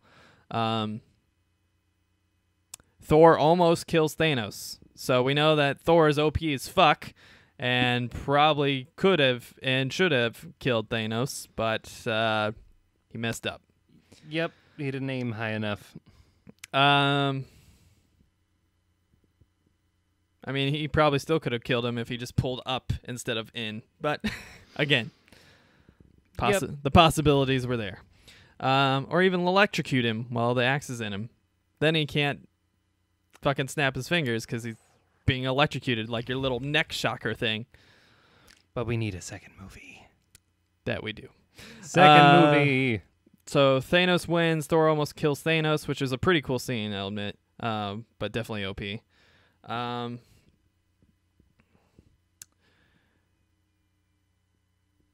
Matt Damon is probably dead because unless they found a way to send him back to Earth before the end of Ragnarok, he was on that ship there being sent off into space. Probably dead. Matt Damon met a terrible, terrible end off screen, most likely. As did Luke Hemsworth, the person acting opposite Matt Damon in their stage play of Thor and Loki. Let's see here. Valkyrie probably dies off camera. You pointed out that the character Sif may still be alive somewhere. I want to assume that she's still alive, but I thought she was killed in Thor Ragnarok. I thought she was in that throne or the gateway room, but I don't. We'll have to look that up. Yeah. Again, my gripes with the helmet. I think Thanos looks way better with the helmet on and the armor on. I think it hides the kind of unnatural CGI and the sunlight a lot better. In space, it doesn't really. In dark environments, it doesn't really matter because you can hide a lot of things with shadows. But I think in the sunlight, it just made him stand out kind of harshly against the background. And I think a helmet would have solved that very easily. And he's going into these fights without his armor on. What's the point? I thought maybe Captain America would punch his helmet off, and that would be the reason why he doesn't have the helmet on or something. Nope, he has it when he wrecks Thor on the ship, and then for some reason doesn't have it later. So I think it was probably just a difficulty of animation. They're just like, it's even more stuff for us to animate. We can't get it in time. That's what I kind of suspect. I mean, the suspicion for that is there, but I think this is a reflection of his character in that he's about to fuck the universe. You wouldn't want to do that like wearing all of your armor, would you? Yeah, I would, because I'm about to fight every super powered being that probably exists. who is going to come and try to wreck my shit. That's retarded. I'm just saying. Don't you know, defend it. It's dumb. when I'm about to have sex with a lady, don't- I don't wear. He's not having sex with anybody. He's taking punches to the head and fucking rockets to the face. Okay, you have your metaphors. It's not a metaphor. It's a literal physical thing. He didn't need it. He didn't need it. That was dumb. I think it was just because the studio wanted to save some money. That's all. They had to give that huge cast some more money. They cut 2 people out and they still couldn't afford everybody. They just didn't want to hide Josh Brolin's fake face. We get to see the Iron Spider suit, which is pretty cool. We basically see the superior Iron Man suit in the form of nanomachines, which is basically how the superior Iron Man works. He has that kind of liquid nanomachine technology. Yeah, sans the symbiote from the comics. Those are all my major notes, and I think we touched on pretty much everything. There are problems with the movie. It's not a perfect movie, but to be honest, I was enjoying myself so damn much, I didn't care. There was a lot of fun to be had with this movie. Unlike Thor Ragnarok, unlike Guardians of the Galaxy Volume 2, I was just too into this movie. I was just too engrossed by everything that was happening, by all the dialogue, by all the character dynamics, by all the team-ups. I just thought it was awesome. If I had one like real major complaint, it's that we never see the full Avengers cast team up together. Because right. Iron Man is on Titan. Most of the Guardians are on Titan. Doctor Strange, obviously, is on Titan. And then everybody else is on Earth. And we don't even see Hulk in the climax. I thought at least in the climax something would happen to Natasha and he would rage out there or something. We don't see Hulk except, kind of passingly in the beginning where he gets his ass kicked. And really it's just kind of like in the corner of the screen where Thanos just wrecks him a little bit and throws him into a wall or something, Yeah. I so think that bummed me out a little bit. Yeah, this is very... What's the word I'm looking for? That's just more evidence of this being a 2-part film. Yeah.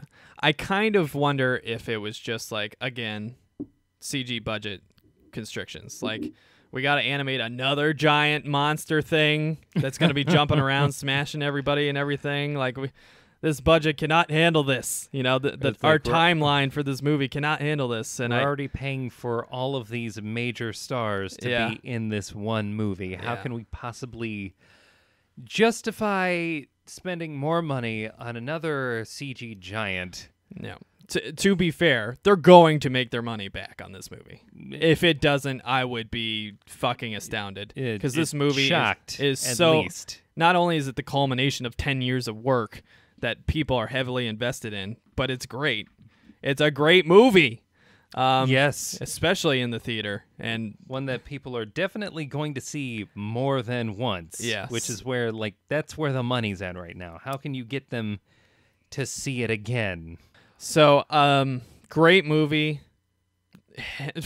Just huge balls to do all the things they did between I've never seen balls this big. The murder of so many characters that felt real. You kind of feel like in any movie where there's a fucking time stone, things are going to happen. Soul Stone too, Right. People are probably going to be brought back. I don't see how they won't be. In one way, shape, or form.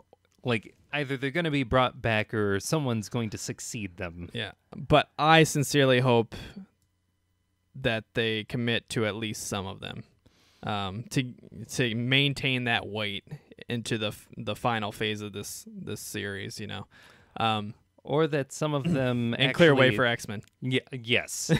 It's either stick to the deaths that you have, or in my opinion, I would say flip it for the next movie. Yeah.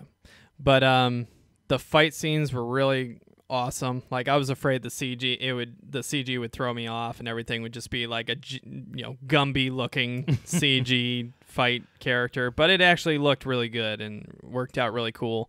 I think Doctor Strange was probably the coolest character and did some of the coolest things in the whole movie, especially in the fight scenes. Like, I loved all the stuff he was doing. Yeah. Oh, it was kind of giving me Green Lantern vibes almost, with very creative. The imagination he was using to assault these people.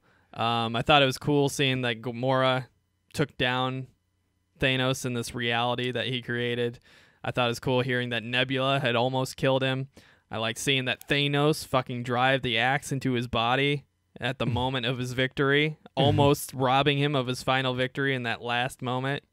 It illustrates that while he's an incredibly intimidating, powerful force to be reckoned with for sure, you can bring him down. If you got nothing else to add, I think we might as well wrap it up.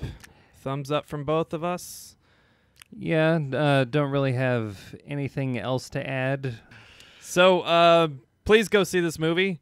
If you listen to the spoilers, even though we told you not to, I hate you. But I'm grateful to you for listening to our show.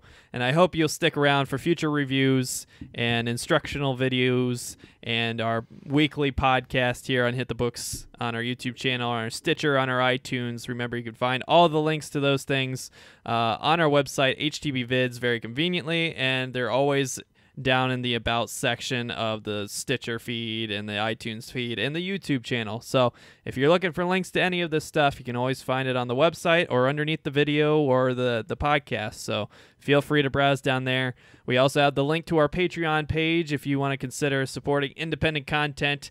That's patreon.com/hitthebooks, all one word, spelled like you expect. Again, we're very grateful to anybody who wishes to contribute and is able to contribute. Thank you very much. And since executive producer Will Beasley, who contributed at a very generous level that we do not expect across the board, but he was so kind to do so, I want to make sure he gets his proper thank you in addition to the 4 episodes of the podcast this month. That's right. So big thank you to Will Beasley, our executive producer. We are very, very grateful to you, and that was a very, very generous contribution to our channel that helped us keep the mics on through this month and into the next month, obviously, and helped us grow a few things. So hopefully you'll see the benefits of that before too long. You can always reach out to us. Please let us know what you thought of the movie. Did you think we forgot about anything really important or critical? Did you notice any Easter eggs that we didn't mention or see? Do you think there was some subplots maybe we didn't notice and that maybe we can notice our second or third viewings? Please comment down underneath the YouTube channel. Please comment to our Twitter account at HTBVids, on our Facebook at /HitTheBooks. Again, facebook.com /HitTheBooks. Take you right there. And even on our Patreon, you can comment on our Patreon page if you so choose. It's pretty convenient. And if you have any comments, questions, or concerns for us regarding anything, including potential questions for the shows or topics or business interests or anything like that, you can always email us at our email at hitthebooksvids, VIDS, @gmail.com. I'll post it here on the YouTube channel for you to see visually. And, of course, all these things are listed. Be sure to check out our website where we have our lists of all the comics of the week and variants of the week and links to all our channels and our Contact Us page in case you want to reach out to us. And plenty of other good content. Man, I can't believe it's been 10 years and we're finally here. We finally got to Infinity War. And we're not done. It's incredible to me. It really is. It's such an incredible feat. I think Marvel Studios needs to be commended. Disney, for when they came in around the first Avengers movie, needs to be commended. They created not only a wonderful legacy and a high standard that has been consistently upheld. Even when they dipped down a little bit, the floor was pretty high. So all the creators there, the writers, the directors, the actors, everybody needs to be commended for their work. Everybody's done a wonderful job, and it's almost tear-jerking to come to this point where we're so close to the actual end, you know. Yeah. And this movie it bore that out appropriately, I think, and I couldn't ask for something better, especially from a universe I typically avoid outside of the movies here. So very impressed. Yeah. Nothing but positive things to say. Again, minor gripes, but can you really ask for more with such a huge cast and such a wide scope of storytelling? Like, it's another standard that I don't think will ever be touched again, at least not for years to come. I have hope. In the X-Men. All right, so I want to thank you all once again for sticking with us through this review process. I hope you didn't stick around for the spoilers. I hope you saw the movie and then came in to hear our thoughts on everything and join in the discussion. Again, thank you to the community. Each and every one of you really does help us out, and we'd really like to hear more from you. Yeah. We see all the statistics. We know you're listening. We know you're watching. And it would be really nice to hear some more feedback from you guys, what we could do better, what you'd like to see more of, what guests you might want us to have on the show and pursue. We're working on a few right now. Any kind of instructional videos you really desire. I have a few up there, and I have a few ideas for more, but I don't know what would be like the most useful to everybody. So please send us some feedback. We'd really appreciate it. Yeah. Go see this movie again. Why not? We all should. I guarantee you didn't hear every line. I didn't. At least go back one more time. Just one. Worth it. So, yeah, thank you very much. We will see you on the next episode of Hit the Books Podcast and on the next review. So, see you next time.